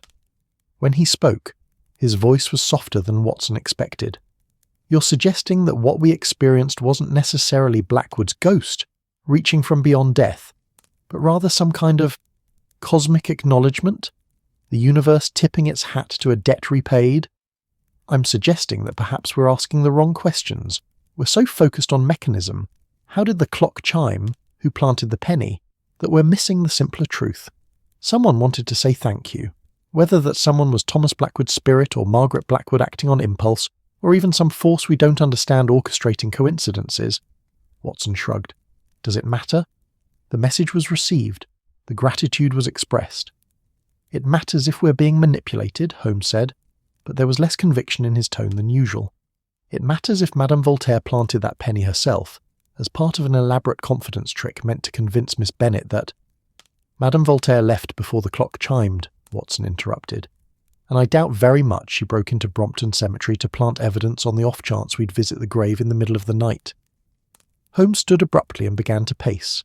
That restless energy Watson knew signalled deep thought. "Then we're left with 3 possibilities. 1. The events are genuine supernatural, phenomena which contradicts everything I understand about the physical world. 2. They're an elaborate hoax executed by someone with motive and means I cannot identify. 3. They're coincidences, remarkable, improbable coincidences that happen to align in a way that suggests meaning where none exists. Or 4, Watson said quietly. They're genuine, and your understanding of the physical world is incomplete." Holmes stopped pacing. He stood before the fireplace, one hand resting on the mantel, staring down at the flames. In the growing daylight, Watson could see the tension in his friend's shoulders, the way his jaw tightened against some admission he didn't want to make. "I've built my entire career," Holmes said finally, "on the premise that everything can be explained through observation and deduction, that the world operates according to natural laws, and that apparent mysteries are simply problems waiting for sufficient intelligence to solve them.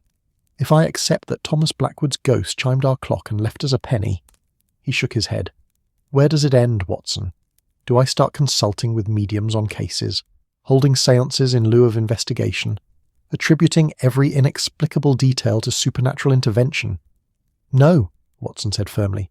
You continue doing exactly what you've always done, investigating, observing, deducing. You simply accept that occasionally, very occasionally, you might encounter something that doesn't fit neatly into your categories. That doesn't mean abandoning reason. It means expanding your definition of what's possible.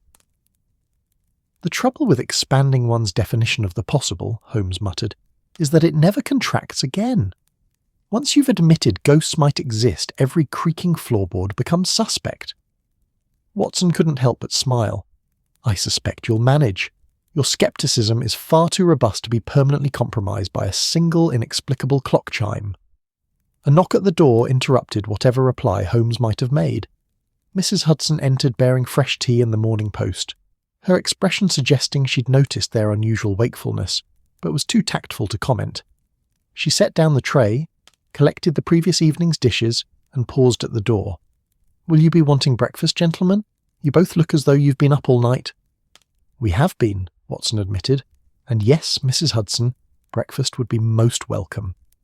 After she'd departed, Holmes sorted through the post with mechanical efficiency. Bills, advertisements, a letter from Mycroft that he set aside unopened. Then his hand stilled on a cream-coloured envelope, good quality paper, addressed in an elegant feminine hand. "It's from Margaret Blackwood," he said, studying the envelope as if it might reveal its contents through observation alone. "I recognise the stationery. She sent me a note after her husband's death, thanking me for the help I'd provided him." "Are you going to open it?" Watson asked when Holmes continued to simply hold the envelope. "I'm considering the implications." Holmes turned it over, examining the seal. "If this letter mentions the penny, or the grave, or anything connected to last night's events, then we have evidence of human agency behind at least some of what occurred. If it doesn't—" He broke the seal decisively. "Then we're no worse off than we were." Watson watched his friend's face as he read, saw the expression shift, surprise, puzzlement, something that might have been wonder or might have been dismay. When Holmes finished, he handed the letter to Watson without comment. The handwriting was indeed elegant, educated, the hand of someone who'd been raised with proper schooling and maintained the practice. Watson read, "Dear Mr. Holmes, I hope this letter finds you well. I am writing regarding a matter that may seem strange, but I trust you will understand given your unique profession and perspective. Last evening I experienced a most vivid dream about my late husband, Thomas. He appeared to me as clearly as if he was standing in my sitting room, and he spoke with such insistence that I woke up with the words still ringing in my mind. He told me that he had visited Baker Street, that he had tried to express his gratitude for all you did for him, and that he feared his message had been lost in confusion and skepticism. I am not typically one for spiritualism or mystical thinking, Mr. Holmes. My husband and I were both practical people, believers in what could be seen and measured. Yet this dream felt different. Not the confused imagery of ordinary sleep, but something clearer, more purposeful. Thomas asked me to tell you 3 things. First, that the 2 years you gave him were the happiest of his life, and he has carried that gratitude beyond death itself. Second, that you should not torture yourself trying to explain what cannot yet be explained. Some mysteries, he said, are meant to remain mysterious. And third, that the forget-me-nots I planted at his grave bloom out of season because I tend them with love, and love, he insists, has properties that defy botany. I share this not to convince you of anything, but because if even a portion of this dream was real, if Thomas truly found a way to reach me in order to reach you, then I would be failing him not to deliver his message." With deep respect and enduring gratitude, Margaret Blackwood Watson read the letter twice, then set it down carefully on the desk beside the penny. The coincidence was extraordinary. Mrs. Blackwood writing on the very night they'd visited the grave, dreaming of her husband on the same evening a séance had been conducted in his name. It strained credulity to breaking, and yet— "She had no way of knowing about the séance," Watson said, "or our visit to the cemetery. She couldn't have known we'd need this letter, couldn't have timed it so perfectly unless there's no timing involved," Holmes finished. "Unless somehow, through means I cannot begin to explain, Thomas Blackwood did visit Baker Street last evening, did attempt to communicate, and did reach out to his widow when he realised his message might be dismissed as trickery." He picked up the penny again, turning it over in his fingers. "Some mysteries are meant to remain mysterious. Is that surrender or wisdom? Perhaps both, Watson suggested. Perhaps accepting mystery doesn't mean abandoning investigation. It simply means acknowledging that some questions don't have answers we can reach with the tools available to us. Holmes moved to the window where Watson had stood earlier, looking out at the street that was now fully awake.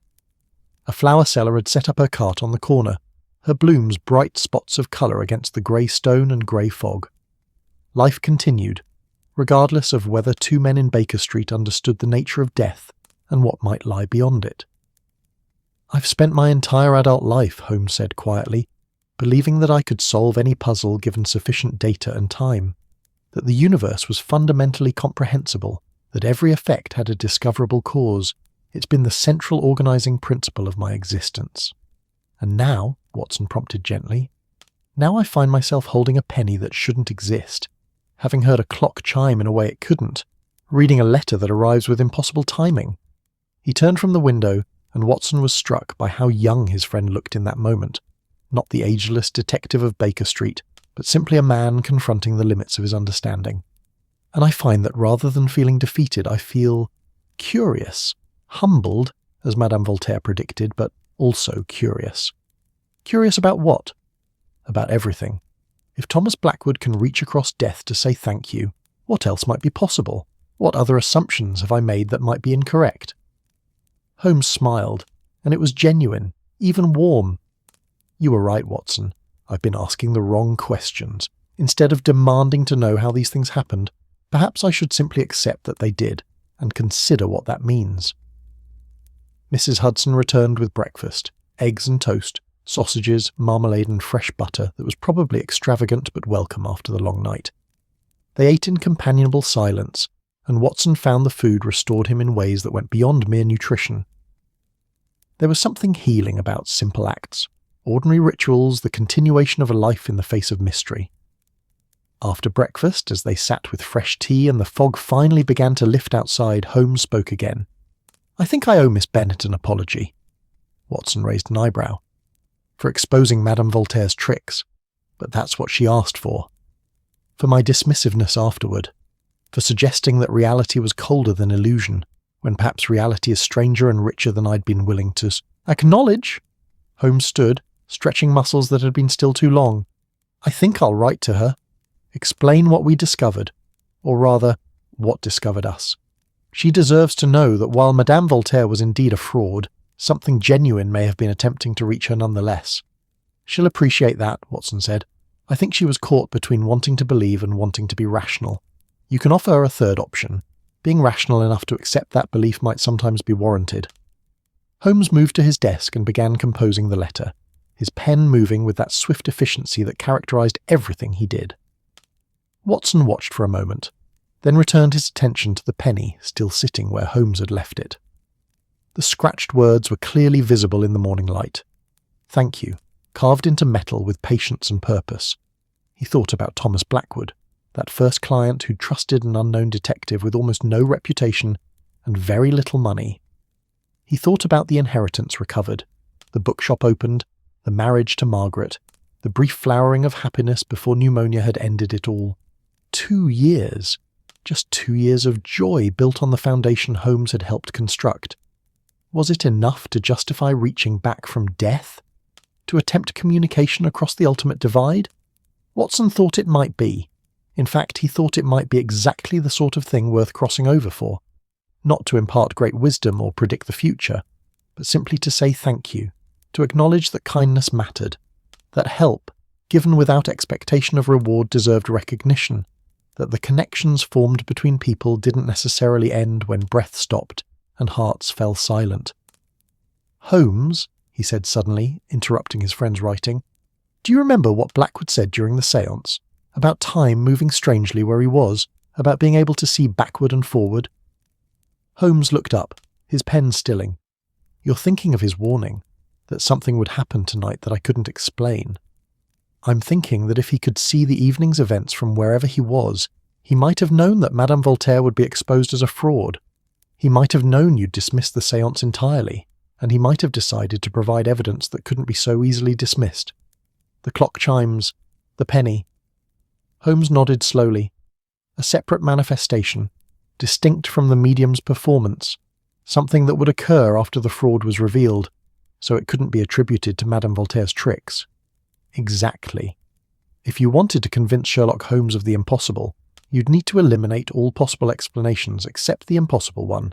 You'd need to be subtle, specific, and undeniable all at once. Holmes set down his pen entirely, giving Watson his full attention. Are you saying you believe Thomas Blackwood's ghost orchestrated the entire evening, allowed himself to be channeled by a fraudulent medium, waited for me to expose her, then provided genuine supernatural evidence once the fake had been cleared away? I'm saying it fits the facts we have. It explains the timing, and it rather sounds like the sort of clever approach a man whose problem you'd solve through cleverness might appreciate. Watson smiled. Meeting you on your own ground, so to speak. Playing fair, showing his work, ensuring you couldn't dismiss him out of hand. For a long moment, Holmes simply stared at Watson. Then slowly, he began to laugh. Genuine laughter, the kind Watson heard rarely enough that it was always notable. My God, Watson, if you're right, then Thomas Blackwood is more devious dead than he ever was alive.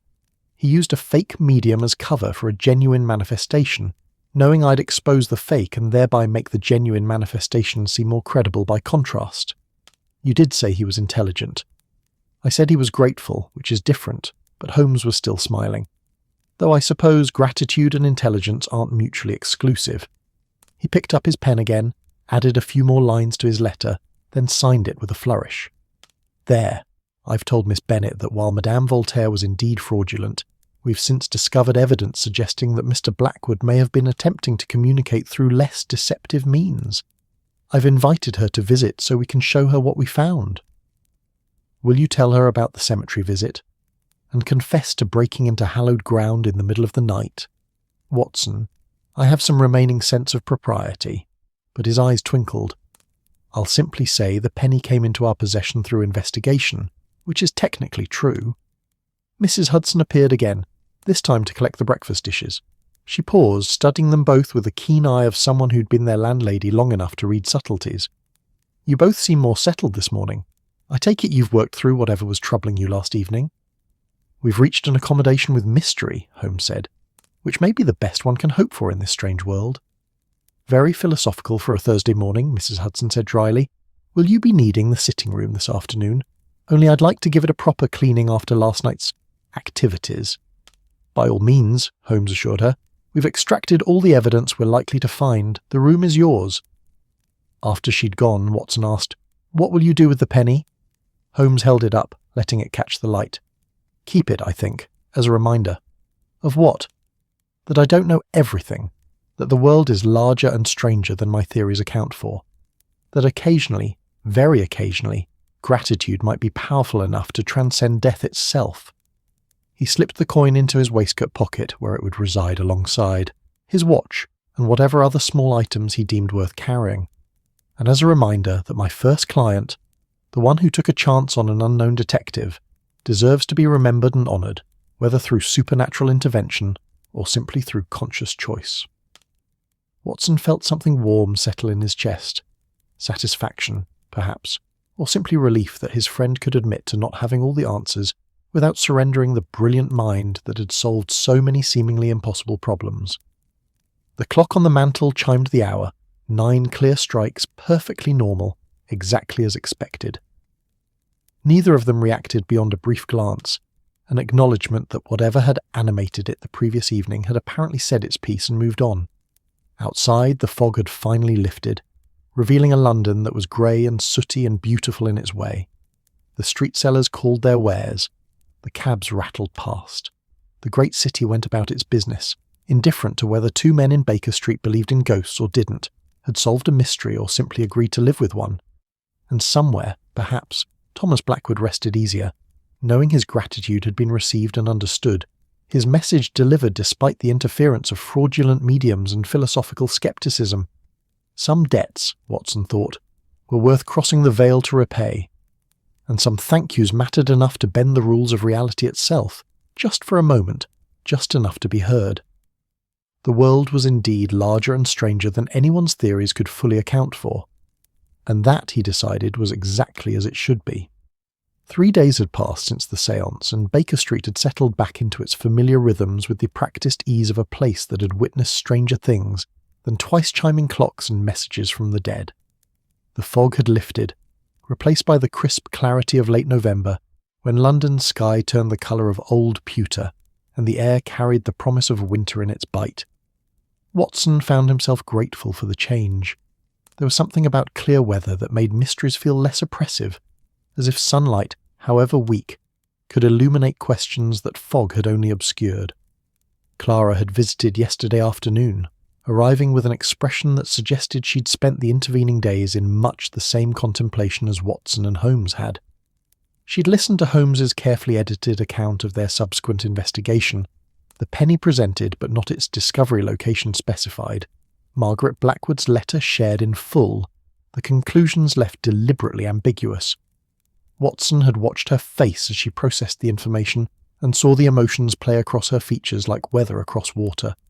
"So you're saying," she'd ventured finally, cradling the penny in her palm as if it were something precious and fragile, that Madame Voltaire was indeed a fraud, but that something else, something genuine, may have been present that evening as well. "I'm saying," Holmes had replied with uncharacteristic gentleness, "that I cannot explain everything that occurred.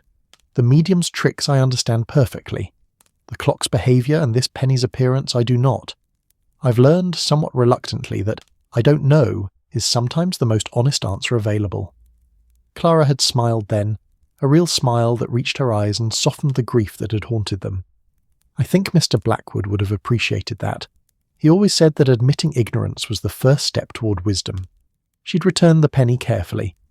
"Thank you, Mr. Holmes, for investigating, for being honest, for not simply dismissing everything as either fraud or fact. The middle ground is uncomfortable, but I think it's where truth often lives." After she'd departed, Holmes had been unusually quiet, standing at the window and smoking his pipe with the abstracted air of a man whose thoughts had wandered far from Baker Street. Watson had left him to it, understanding that some contemplations required solitude. Now, on this clear November morning, Watson sat reading the newspaper while Holmes worked at his chemistry table, conducting some experiment that involved colourful liquids and produced occasional small puffs of acrid smoke. The domesticity of it felt healing somehow, a return to the ordinary that they both needed after several days of wrestling with the extraordinary. Mrs. Hudson entered bearing the Morning Post and a pot of fresh tea, her expression suggesting she had opinions about the state of Holmes' chemical corner, but had decided to reserve them for a more opportune moment. "A letter for you, Dr. Watson," she said, setting down the tray and extracting an envelope from the small pile. "Looks like it's from that medical journal you write for occasionally." Watson accepted it with mild curiosity. He did occasionally contribute case studies to the Lancet, though always with details altered to protect patient privacy. This letter, however, wasn't from the journal at all. The envelope bore their letterhead, but when he opened it, he found a different sort of correspondence entirely. "Holmes," he said slowly, drawing his friend's attention from whatever chemical reaction was producing green smoke. "You should see this." The detective crossed the room, wiping his hands on a towel that had seen better days. He read over Watson's shoulder, his sharp eyes scanning the contents with that rapid comprehension that always seemed slightly inhuman. The letter was from Margaret Blackwood. "Dear Dr. Watson, forgive the unusual method of contact. I obtained your address through your publisher and took the liberty of using medical journal letterhead to ensure the correspondence reached you. I hope you'll understand the subterfuge. I wanted to write to you specifically, rather than to Mr. Holmes, because I suspect you might be more receptive to what I wish to share. My husband spoke of Dr. Watson in his few meetings with Mr. Holmes. He said you had a quality of compassion that balanced the detective's brilliant but sometimes stark rationalism. I find myself in need of that balance now.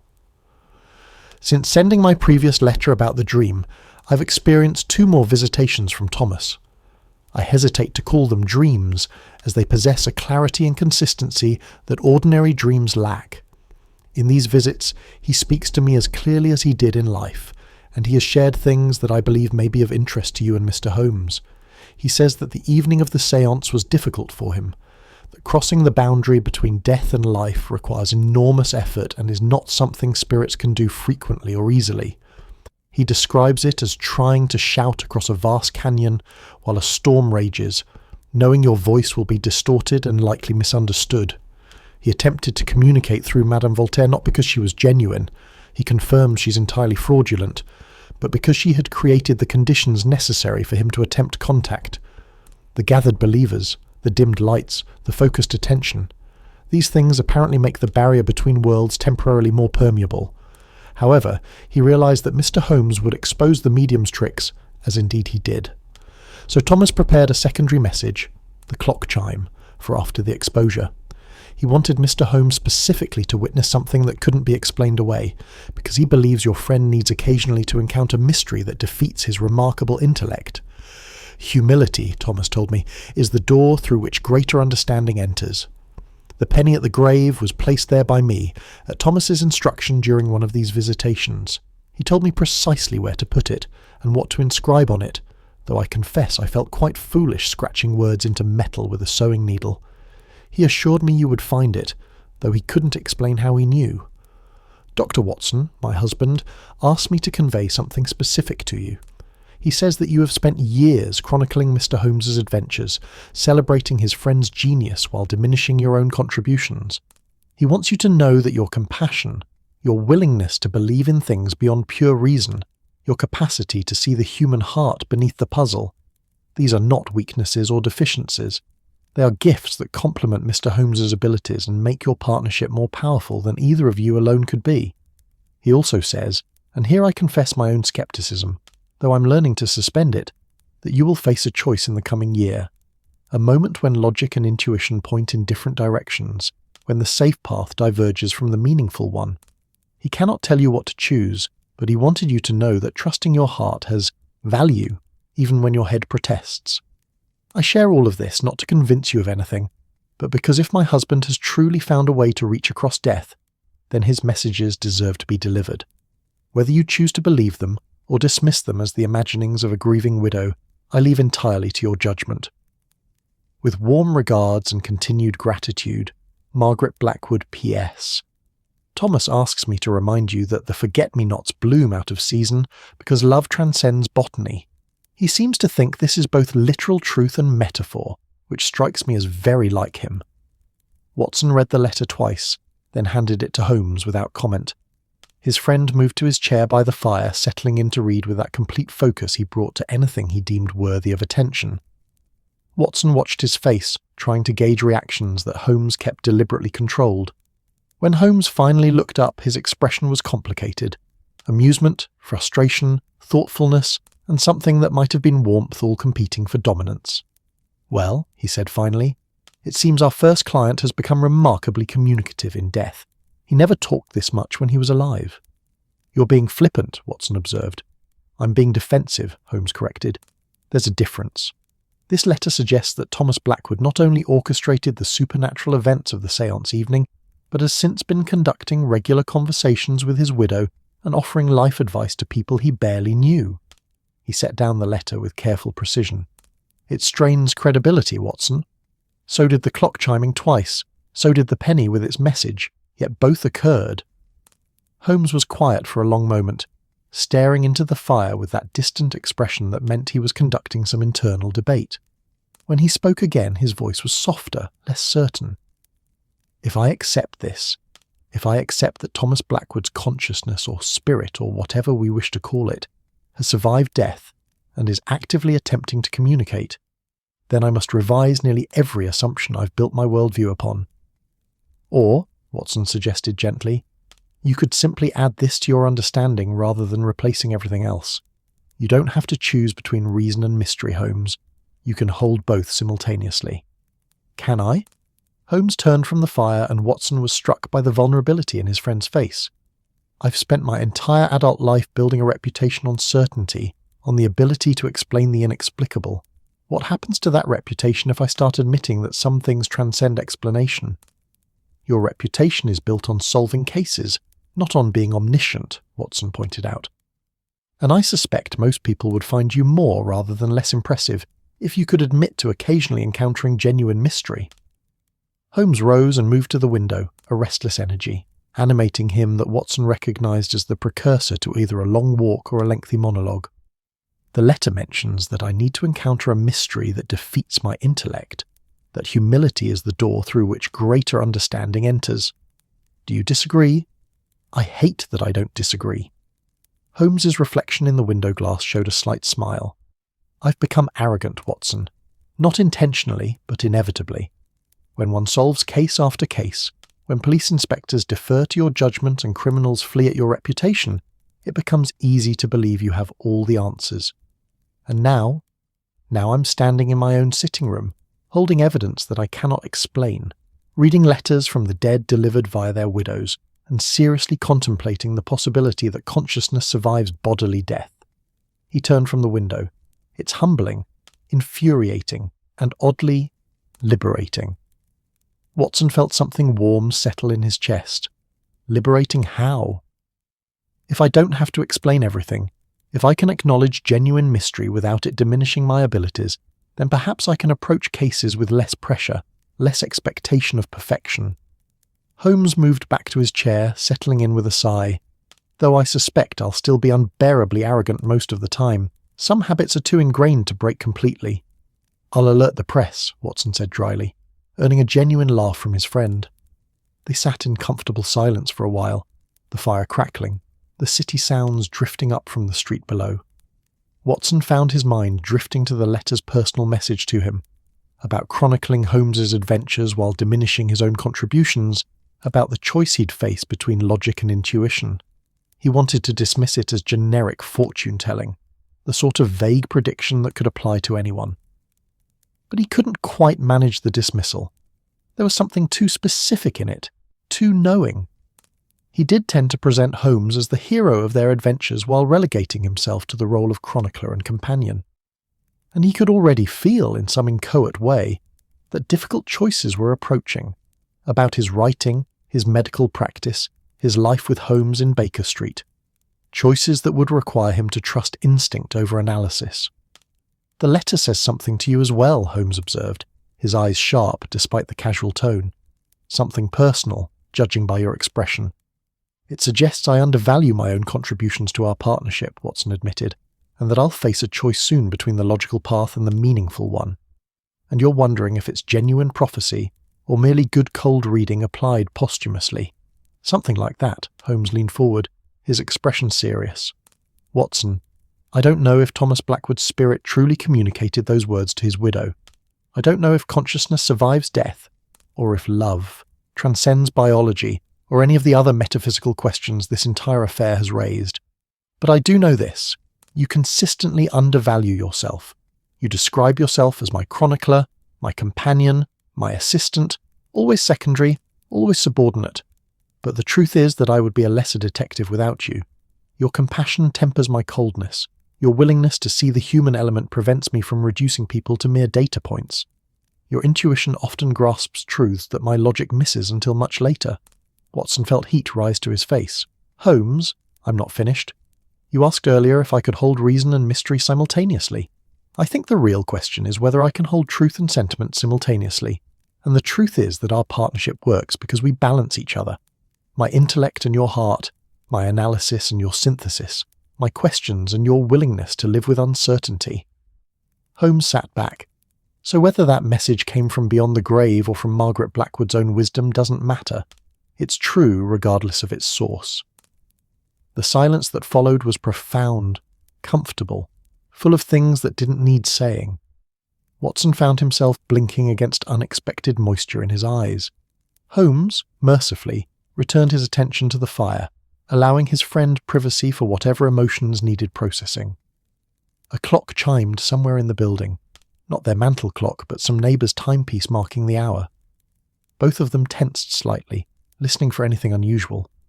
The clock chimed 10 times, perfectly normal, and they relaxed again in unison. Do you think he's gone? Watson asked. Blackwood, I mean. Do you think he said everything he needed to say? Holmes considered the question seriously. I think if his primary message was gratitude, and if that gratitude has been received and acknowledged, then yes, he's accomplished what he set out to do. The debt has been repaid, the balance restored. Whatever comes next for his consciousness or spirit, it can proceed without that unfinished business. That's a remarkably metaphysical statement from you. I'm full of surprises lately. It's quite disconcerting. But Holmes was smiling. Though I reserve the right to revert to aggressive skepticism should we encounter any more mediums. Once is a learning experience. Twice would be a pattern, and I refuse to become known as the detective who believes in ghosts. Your secret is safe with me, Watson assured him, though I make no promises about what I might write for publication in 20 years when you're too old and respectable to object. I'll be dead in 20 years. Then you'll be in an excellent position to haunt me if I misrepresent you. They both laughed at that, the sound warm and genuine, and Watson thought how strange it was that a séance and its aftermath had somehow deepened their friendship rather than straining it. Perhaps that was Blackwood's real gift, not the mystery itself, but the conversations and admissions the mystery had prompted. Mrs. Hudson appeared in the doorway, her expression hovering between amusement and exasperation. "There's a young lady downstairs asking for Mr. Holmes. Says she's writing an article about famous detectives for a ladies' magazine. Shall I send her away?" "Yes," Holmes said immediately. "Actually," Watson interrupted, "perhaps you should see her. Good publicity never hurts, and you've been rather invisible to the general public lately." Holmes shot him a look that suggested betrayal but sighed. "Very well. Show her up, Mrs. Hudson, but Watson stays as chaperone and witness. I don't trust journalists." The young lady who entered a few minutes later was perhaps 25, dressed fashionably but sensibly, with intelligent eyes and an observant manner that suggested she was already cataloguing details for her article. She introduced herself as Miss Caroline Hartwell, a freelance writer who contributed to several publications. "Mr. Holmes," she began after the initial pleasantries, "I'm interested in writing about the methods of modern detection, how you approach cases, what techniques you employ. I understand you've developed quite a reputation for solving impossible problems." "My reputation is somewhat exaggerated," Holmes said, with a glance at Watson that suggested this was a new development in his thinking. "I solve problems that appear impossible until properly examined. There's a difference." "But surely there must be cases that defeat even your abilities." Miss Hartwell's pen hovered over her notebook. "Cases where the solution remains elusive despite your best efforts?" Watson watched Holmes consider the question, saw the internal debate play across his friend's face. A week ago, Holmes would have insisted that he'd never encountered a truly insoluble case, that everything yielded to sufficient analysis.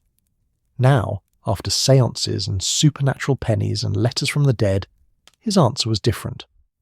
"Yes," Holmes said simply, "there are mysteries that remain mysterious, cases where all the evidence points in contradictory directions, or where the truth seems to violate natural law, or where the available facts simply refuse to cohere into a coherent narrative." Miss Hartwell looked delighted. "And how do you handle such cases, Mr. Holmes?" "With humility," Holmes replied, and Watson heard the echo of Blackwood's message in those words. "I document what I know, acknowledge what I don't, and accept that some questions may not have answers I'm capable of discovering. The universe, I'm learning, is under no obligation to make sense to Sherlock Holmes." "That's quite a philosophical position for a detective," Miss Hartwell observed, scribbling notes rapidly. "I've had a philosophical week," Holmes said dryly. The interview continued for another 20 minutes, with Holmes providing insights into his methods while carefully avoiding any mention of specific cases or clients. Watson listened with half his attention, the other half drawn repeatedly to the mantel clock, which sat silent and well-behaved, marking time with mechanical precision. After Miss Hartwell had departed with promises to send them a copy of the finished article, Holmes returned to the window, gazing out at the street below where life continued its endless flow. "That was strange," he said finally, talking to a journalist. "Admitting uncertainty, acknowledging mystery. A week ago I would have told her that every case eventually yields its secrets to proper analysis. Today I told her that some mysteries remain mysterious, and I actually believed it." "Growth," Watson suggested. "Or perhaps just honesty." "Perhaps both." Holmes turned from the window, his expression thoughtful. "You know what the strangest part of all this is, Watson?" "What?" "I feel lighter, as if I've been carrying a burden I didn't know I had, and Thomas Blackwood's séance allowed me to set it down. The burden of always having to know, always having to explain, always having to reduce the wonderful to the mundane." He moved to his chair, settling in with visible relaxation. There's freedom in admitting ignorance, room to breathe, space for wonder. Watson smiled. I suspect Thomas Blackwood would be pleased to hear that, if he were still around to hear it. Who's to say he isn't? Holmes said lightly. Perhaps he's watching this very conversation, nodding approvingly at my newfound humility, taking notes for his own posthumous memoir. Now you're just being fanciful. Am I? A week ago I would have said communicating with the dead was fanciful. Now I'm not sure what's possible and what isn't. It's disorienting, but not entirely unpleasant. The afternoon wore on in a comfortable routine. Holmes returned to his chemistry experiments. Watson wrote letters and attended to correspondence. Mrs. Hudson brought lunch and collected the remains, muttering about the state of the carpet near the chemical table. The mantel clock chimed the hours correctly, and gradually both of them stopped tensing in anticipation of anomalies. As evening approached and gaslight began to glow in the street below, Watson found himself thinking about Margaret Blackwood's letter again, about the choice he'd supposedly face between logic and intuition, safety and meaning. He didn't know what that choice would look like when it arrived, but he felt oddly prepared for it, as if the séance and its aftermath had taught him something important about trusting the inexplicable, about accepting mystery, about following one's heart even when one's head suggested caution. Holmes, he said suddenly, interrupting his friend's contemplation of a particularly colourful chemical reaction. Thank you. Holmes looked up, startled. For what? For being willing to investigate Clara's request, even though you knew it would likely be fraudulent. For being open to possibility despite your scepticism. For admitting uncertainty when you encounter it. Watson paused. For being a friend who can grow and change and acknowledge when he doesn't have all the answers. Holmes was quiet for a moment, his expression softening. Well, he said finally, it seems Thomas Blackwood taught us both something important. Him from beyond the grave, which is rather impressive efficiency when you think about it. What did he teach you? That gratitude matters enough to transcend death. That helping someone, even in small ways, can echo forward in ways we never anticipate.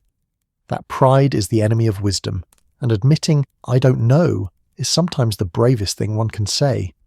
Holmes smiled. And that forget-me-nots bloom out of season when tended with love, which is apparently both literal truth and metaphor. He was a good man, Watson said.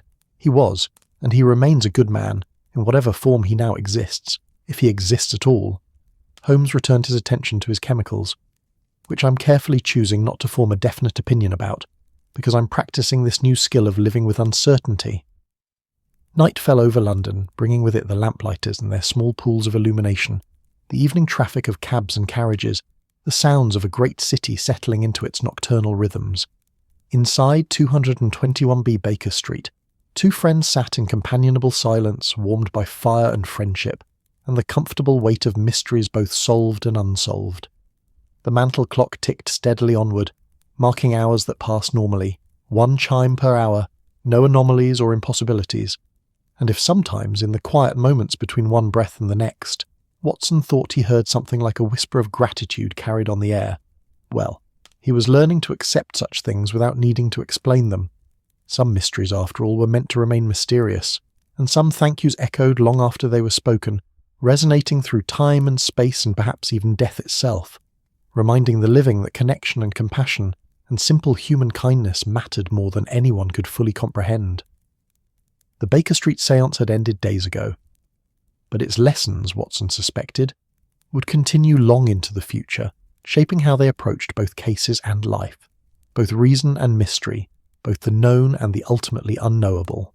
And somewhere, perhaps, Thomas Blackwood smiled, if spirits could smile, knowing his message had been received, his gratitude expressed, his debt repaid in full. The forget-me-nots would bloom again come spring, defying season and sense, tended by love, and growing in the space between the possible and the impossible, just as they should. That's our story for tonight.